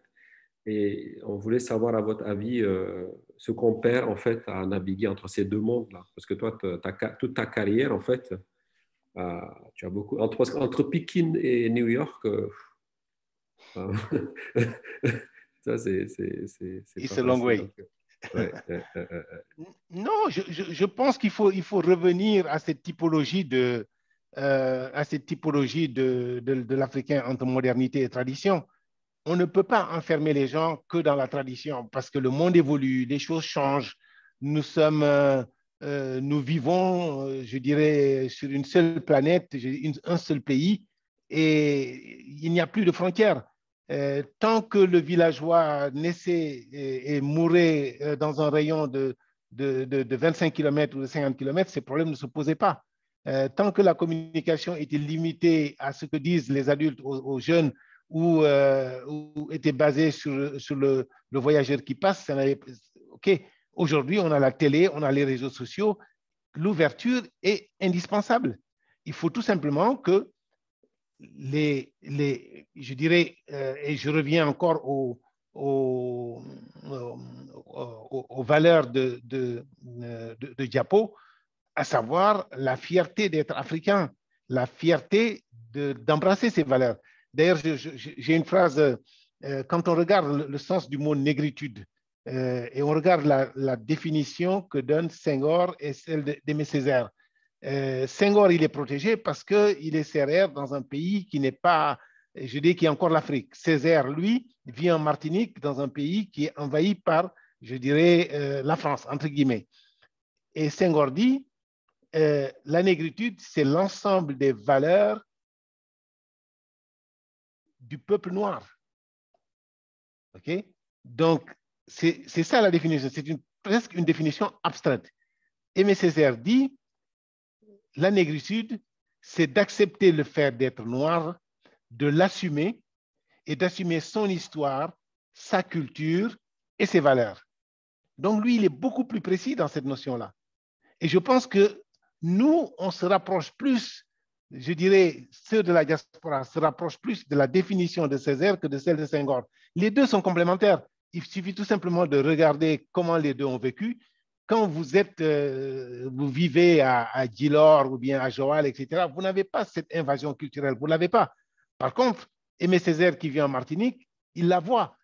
Donc, il définit la négritude comme étant le fait d'accepter déjà le fait noir, d'accepter d'être noir, d'en être fier et d'assumer à la fois son histoire. Or, tout le problème, je dirais, de l'acculturation, c'est de vous convaincre que votre manière d'être n'est pas bonne, qu'elle n'est pas propice à l'évolution et qu'il faut changer. Et je dis souvent que les Chinois restent Chinois. Ils restent Chinois en ayant aujourd'hui, je dirais, les boîtes de technologie les plus puissantes. Les Japonais restent Japonais.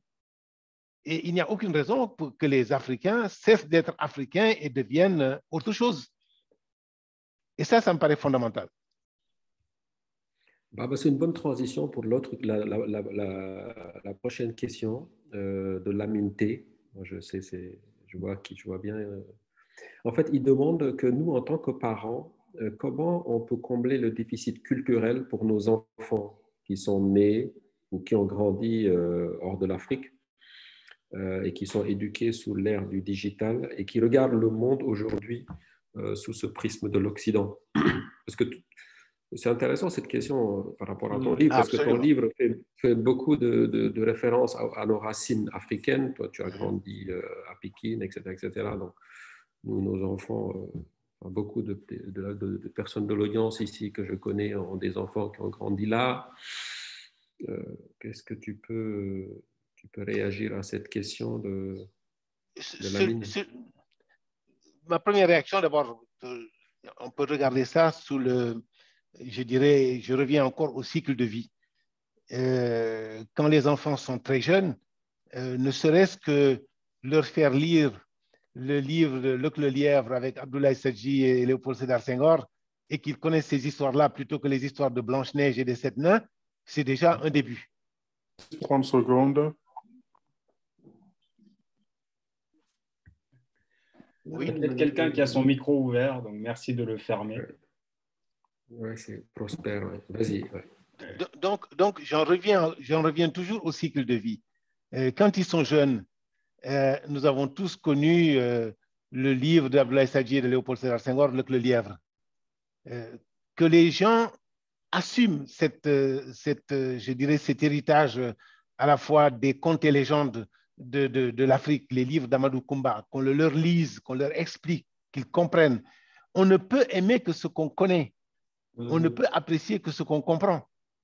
Et les parents qui, eux, je dirais, ont pris racine en Afrique avant de venir en Europe, aux États-Unis ou ailleurs, ont cette responsabilité-là. Donc ça, c'est la première phase.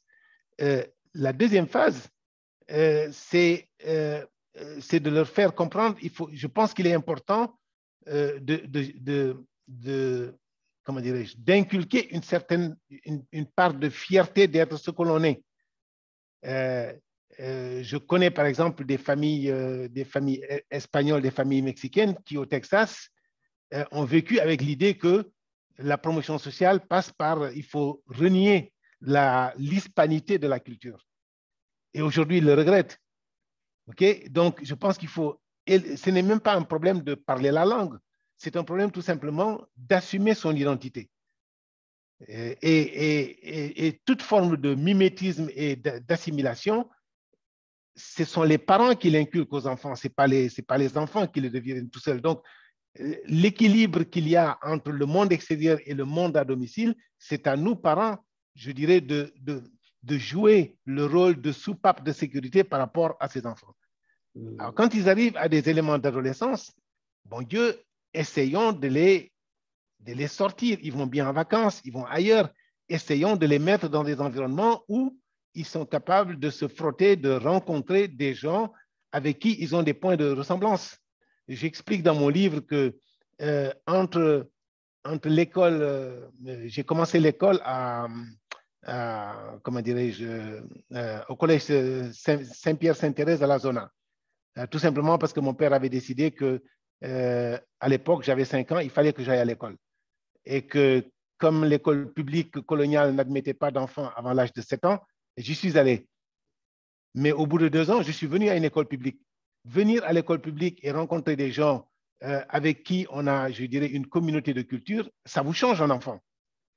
Alors que j'ai la conviction que si j'étais resté dans cette école-là, peut-être que je serais autre chose, ce que ma mère appelait les noix de coco, c'est-à-dire blanc dedans et puis noir dehors. Donc, pour répondre à votre question, il n'y a pas de recette. Il y a tout simplement d'abord une fierté assumée, ensuite des opportunités d'échange et une curiosité qui est, à mon avis, indispensable. Je pense qu'il y a suffisamment aujourd'hui dans les bibliothèques, que ce soit les contes d'Amadou Koumba, que ce soit dans les récits, dans YouTube, il y a des tas de choses qui sont extrêmement importantes qu'on peut faire partager aux enfants. Même dans la diaspora, je faisais écouter à quelqu'un l'autre jour, allez sur YouTube et regardez le discours de Malcolm X qui s'appelle The Ballot or the Bullet. Et quand il explique au moment des droits civiques comment il y a une communauté de cause entre tous les Noirs qui sont aux États-Unis, quelles que soient leurs conditions, et que nul ne pouvait se soustraire en pensant qu'il va faire le chemin tout seul. Okay? Écoutez, je pense qu'aujourd'hui, il y a suffisamment de ressources pour, en tout cas, tenter de maintenir cet équilibre. C'est tout ce que je peux répondre. Super. En tout cas, moi, je me régale à t'écouter. Là, c'est très, très intéressant. Baba, on a beaucoup plus de questions que prévu, ce qui est une bonne nouvelle. Normalement, moi, je devais m'arrêter à 50. Béatrice, tu me rajoutes les 6 minutes de coupure, donc on arrondit à 10 minutes. Donc voilà, on va essayer de continuer. Baba, la question suivante, c'est, parce que tu parles de Hamidou Kane, de Fanon, de Achebe, c'est est-ce qu'il y a des livres ou des écrivains qui t'ont inspiré pendant ton parcours ou qui t'ont marqué? Ou tu es allé puiser quelque chose, en fait? Oui, je fais partie de ceux qui, à l'école primaire déjà, étaient inscrits au Centre culturel français. Alors, j'ai lu tous les clubs des 5, les clubs des 7, qui sont des aventures très intéressantes pour les enfants d'Enid Blyton. Mais j'ai lu également quelques livres de la littérature classique africaine. L'Enfant noir de Camara Lai, ça, ce sont des livres sous l'orage de Seydou Badian, ce sont des livres. Kokumbo, l'étudiant noir, ce sont des livres, ce sont des classiques de la littérature. Et ce sont des livres, ce sont des livres extrêmement faciles à lire. Les contes d'Amatou Kumba, ce sont des livres qui m'ont également inspiré. Et je pense que le livre sur les droits civiques qui m'a beaucoup inspiré, c'est le livre qui s'appelle La prochaine fois le feu. J'ai un trou de mémoire là d'un écrivain nord-américain. James Baldwin. James Baldwin, merci beaucoup. La prochaine fois le feu, Next Time the Fire. Je l'ai lu en version française. Ça, c'est les livres qui m'ont... Alors, de Mandela, j'ai tout lu de Mandela. Je pense que tous les livres, tout ce qu'on a écrit sur lui, je dirais que pour moi, ça a été une motivation. Le fait de vivre en Afrique du Sud, ça m'a ouvert les yeux sur un monde qui est extraordinaire. C'est-à-dire que quand on parle de nation arc-en-ciel, où je dirais où il y a à la fois de la diversité et de l'enrichissement, c'est l'Afrique du Sud. Malgré tous les problèmes de noir, blanc, apartheid, pas apartheid, je pense que c'est un pays où encore les valeurs africaines restent extrêmement renforcées et que l'acculturation a été, en tout cas, le pays a été moins perméable à l'acculturation, que ce soit de celle de l'Occident ou celle de l'Orient musulman. Donc ça, c'est des gens qui m'ont inspiré. Mais je dis aujourd'hui, mes références, c'est Mandela, mes références, c'est Gandhi. Mes références aussi, c'est Mohamed Ali, parce que j'ai eu l'occasion à travers mes lectures, et je vais vous lire quelques extraits quelques éléments qui sont extrêmement forts et extrêmement puissants de la lecture de Mandela. Il dit plusieurs choses. Il dit, si je pouvais traduire ça en 10 commandements, il dit exiger le respect.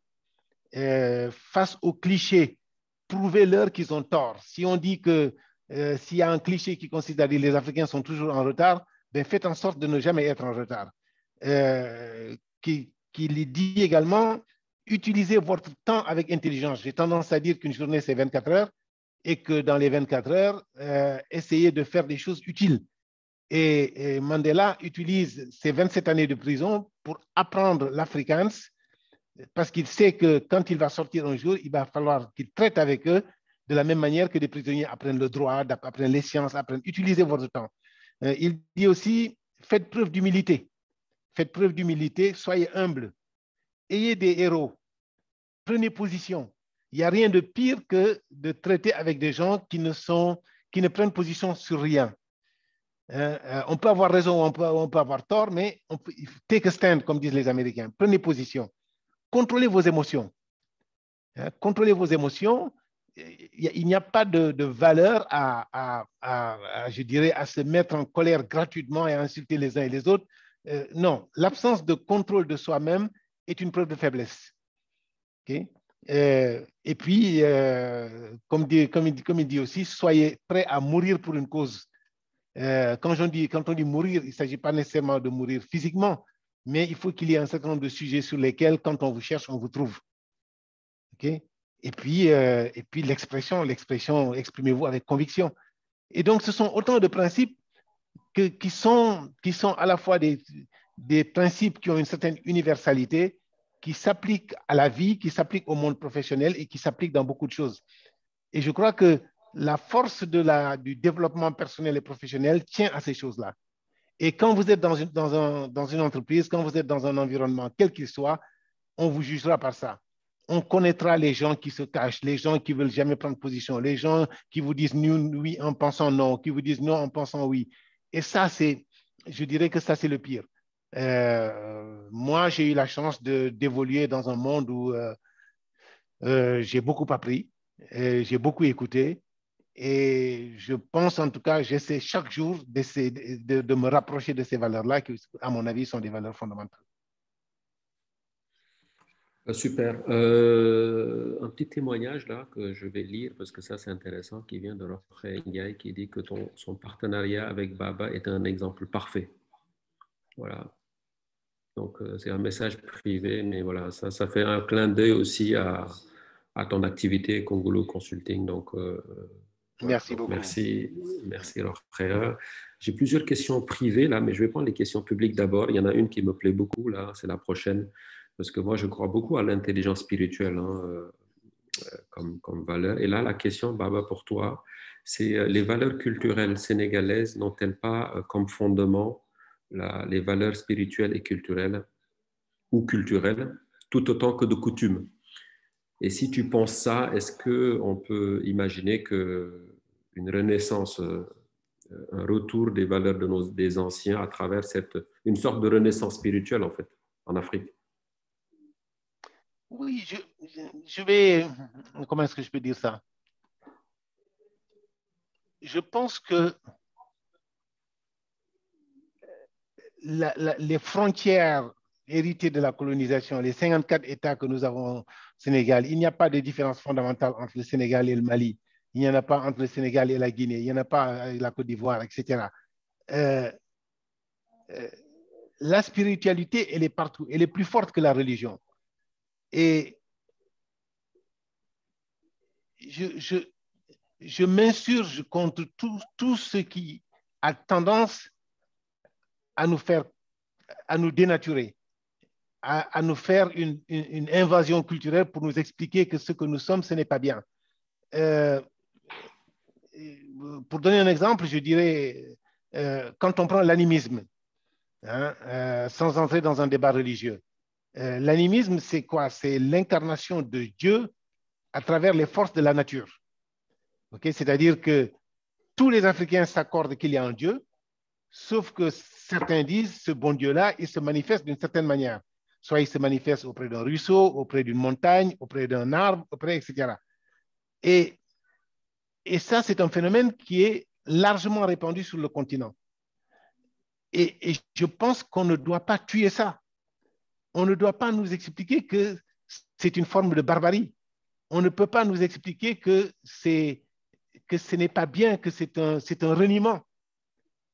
Parce que les autres nations, les autres cultures, on ne dit pas aux Chinois que Bouddha, ça n'existe pas. On ne dit pas aux Indiens que je dirais que les valeurs auxquelles elles croient n'existent pas. Donc, qu'on nous laisse rester ce que nous sommes et qu'on nous permette de nous ouvrir. Il n'y a pas de négation, il n'y a pas de négation de l'autre. Il y a tout simplement qu'on accepte que notre spiritualité soit une spiritualité de rassemblement et non pas une spiritualité de division. On n'est pas dans un monde où on dit c'est either or. Tu fais ça, tu es ça, donc tu n'es pas ça. Non, je pense que l'Afrique elle-même, elle est ce qu'elle est par la richesse de son histoire. Je lisais encore récemment, c'est quand tu regardes Nefertiti, qui était la femme de Akhenaton, 2000 ans avant Jésus-Christ, dans les grandes dynasties, égyptiennes, elle parlait déjà de Aton. Aton, c'est le dieu soleil. C'est un dieu. Alors, est-ce que ça, c'est mieux qu'autre chose? Non. C'est tout simplement une certaine forme de représentation de la force, d'une certaine force de la nature à travers ces choses-là. Donc, est-ce qu'il faut revenir? Non, je ne dis pas, il ne s'agit pas de revenir. Il ne faut pas quitter. Il faut que nous restions nous-mêmes. Et je revendique cette idée que nous, les Africains, on prend le risque de nous acculturer au point de vouloir ressembler à d'autres alors qu'il n'y a pas incompatibilité entre les autres et nous. La vie n'est pas faite de reniement. La vie est faite de de composition, d'association, d'enrichissement. Et c'est ça qui me paraît important. Super. Je vais factoriser des questions qui se ressemblent. Baba, il y a quelque chose qui revient souvent, c'est on parle de comment mobiliser une équipe démotivée, comment manager, on parle aussi de comment, en fait, quelle est la recette magique, en fait, pour leader un groupe avec succès, surtout si le groupe est hétérogène. Moi, j'ai la chance d'avoir rencontré des personnes qui étaient dans tes équipes qui disaient que tu avais changé leur vie, entre guillemets, en fait. Donc, ça veut dire que tu as eu quand même beaucoup d'impact, je pense, hein, sur certaines personnes que tu as managées. Donc, est-ce que tu peux nous donner des tips, est-ce que tu peux partager avec nous des choses, des tips là, sur le management d'équipes hétérogènes, quoi, surtout quand on vient de Pékin? Non, mais il faut déjà accepter que la différence est enrichissante. C'est un principe fondamental.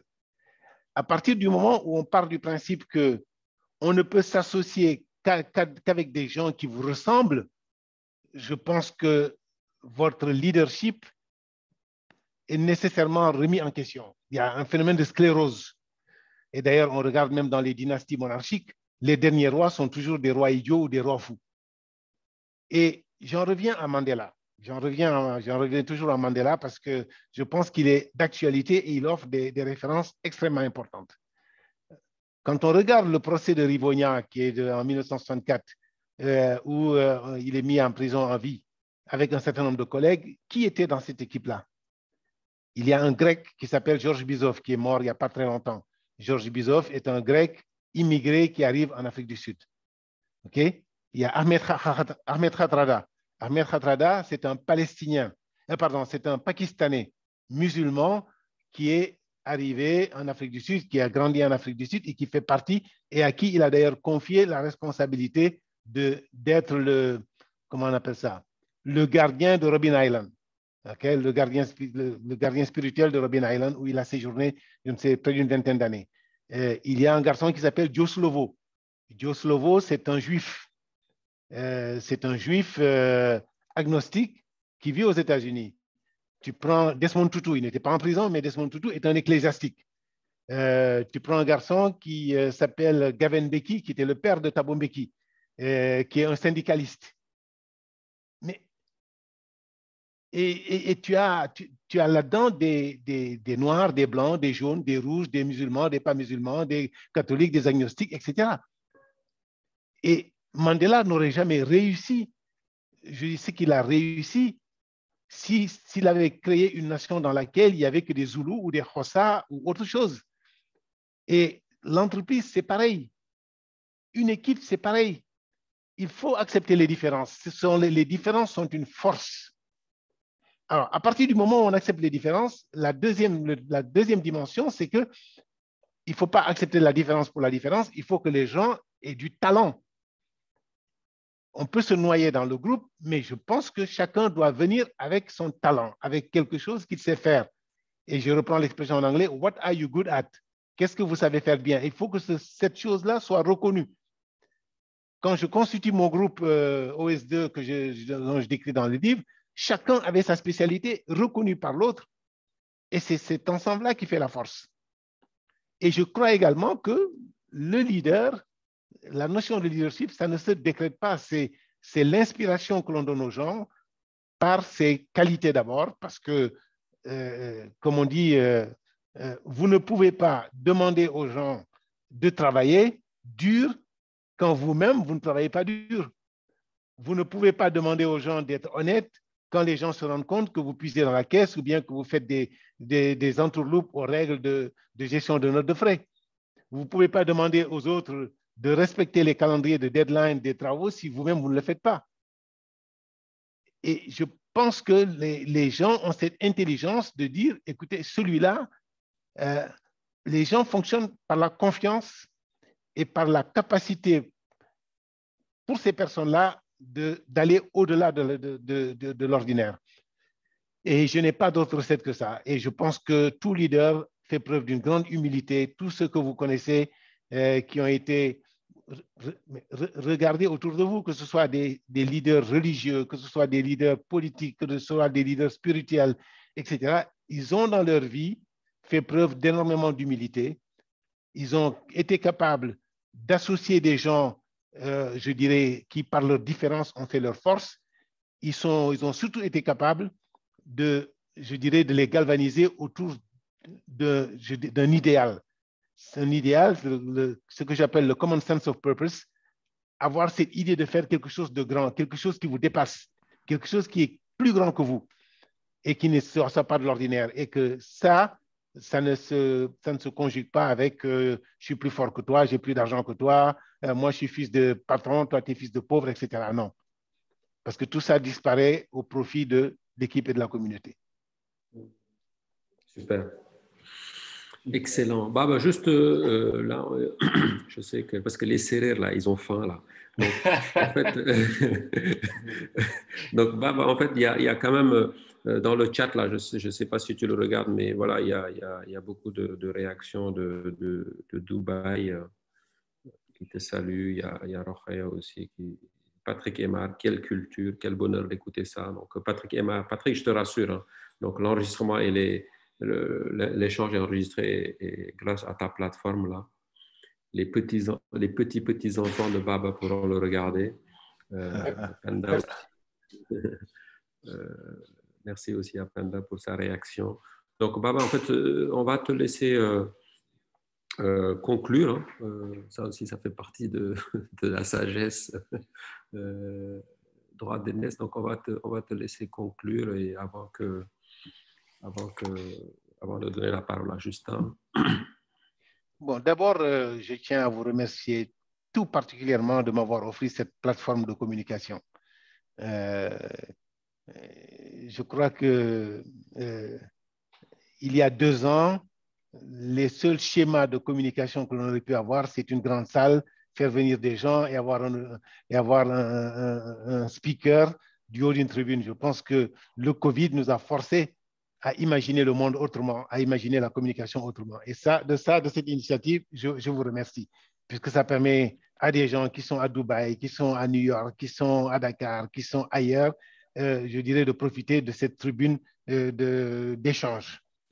Le livre, je l'ai écrit, et je l'ai écrit, je dirais, tout au long de ma vie, par chapitre, par morceau, par thème. Et je l'ai écrit avec cette idée que, comme je dis toujours, je veux laisser une certaine trace, je veux partager avec les gens une certaine expérience, je veux les inspirer, je veux qu'ils puissent se dire que si Baba l'a fait, ça doit être possible. Il n'y a pas que Baba, il y en a d'autres. Et on peut le lire de plusieurs manières, comme je l'ai indiqué plus tôt. On peut le lire comme un récit autobiographique, on peut le lire comme un élément de culture, on peut le lire comme un traité je dirais, de performance professionnelle. Chacun, je l'ai fait de telle sorte que chacun puisse y trouver, en tout cas, matière à réflexion. Et parlant de mes enfants, je me suis dit, s'il fait plus de 200 pages, personne ne le lira. Et j'ai essayé de le découper. Je sais, quand on écrit 200 pages, de la page 1 à la page 200, sans découper par section, les gens ne liront pas non plus. Donc, je l'ai découpé en sections d'une vingtaine ou d'une trentaine de pages pour permettre à ce que ce soit un livre de référence auquel les gens peuvent je dirais, sur lequel on peut revenir pour relire certains chapitres. J'ai d'ailleurs des amis qui m'ont dit, à telle situation, j'ai relu tel chapitre. Et à aucun moment de ma vie, je ne me suis senti malheureux. Je n'ai jamais eu l'impression que je suis un malchanceux. Et il n'y a que l'Occident qui allie le bonheur au fait de posséder des choses.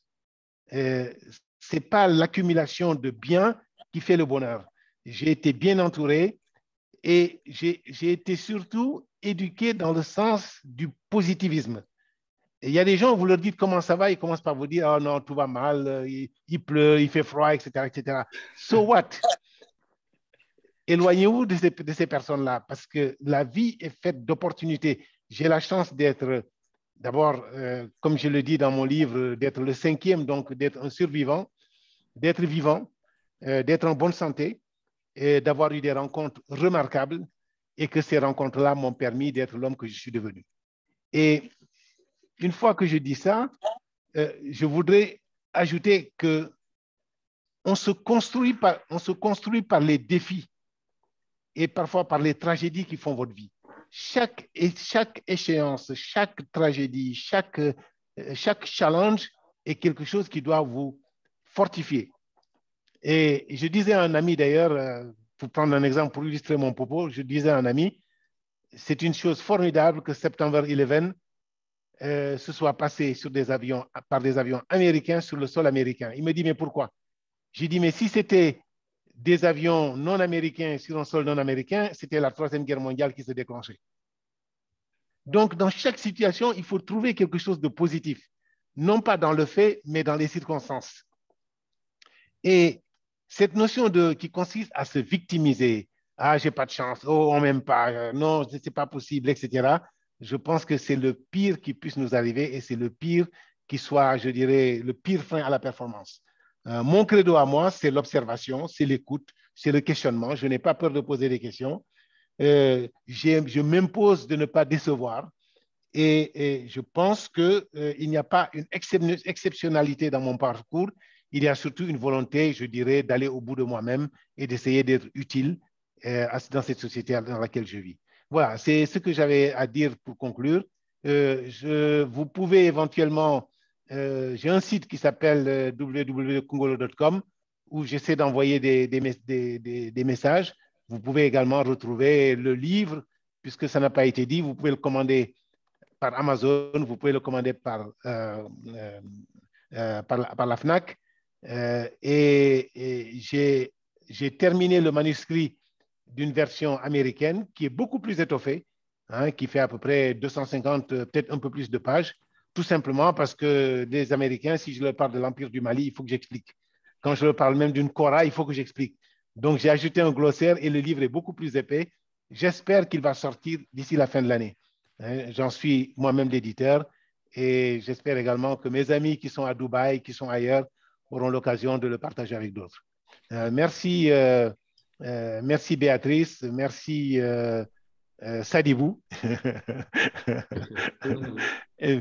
Merci Meissa, merci Sougoufara, merci Barthélémy, merci à vous tous et merci à toute votre génération. Ça a été un moment remarquable de bonheur et vraiment j'aurai l'occasion un jour, on la fera cette table ronde face to face.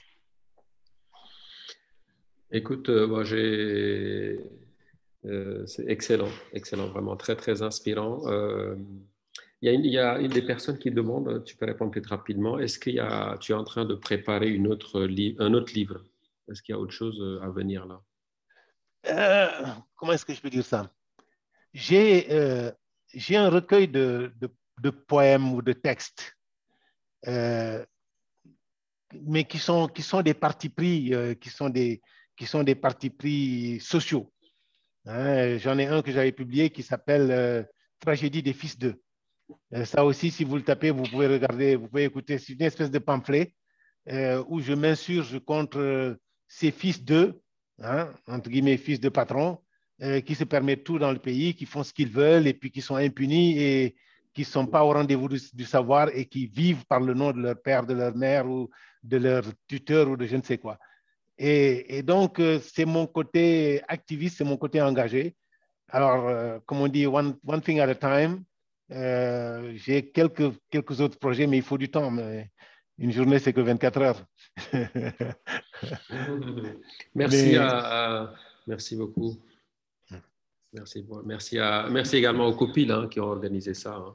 Merci à vous tous. Merci. Voilà, donc, je vais laisser la parole à Justin pour fermer cet événement. Merci à tous nos invités qui ont tenu jusqu'à présent.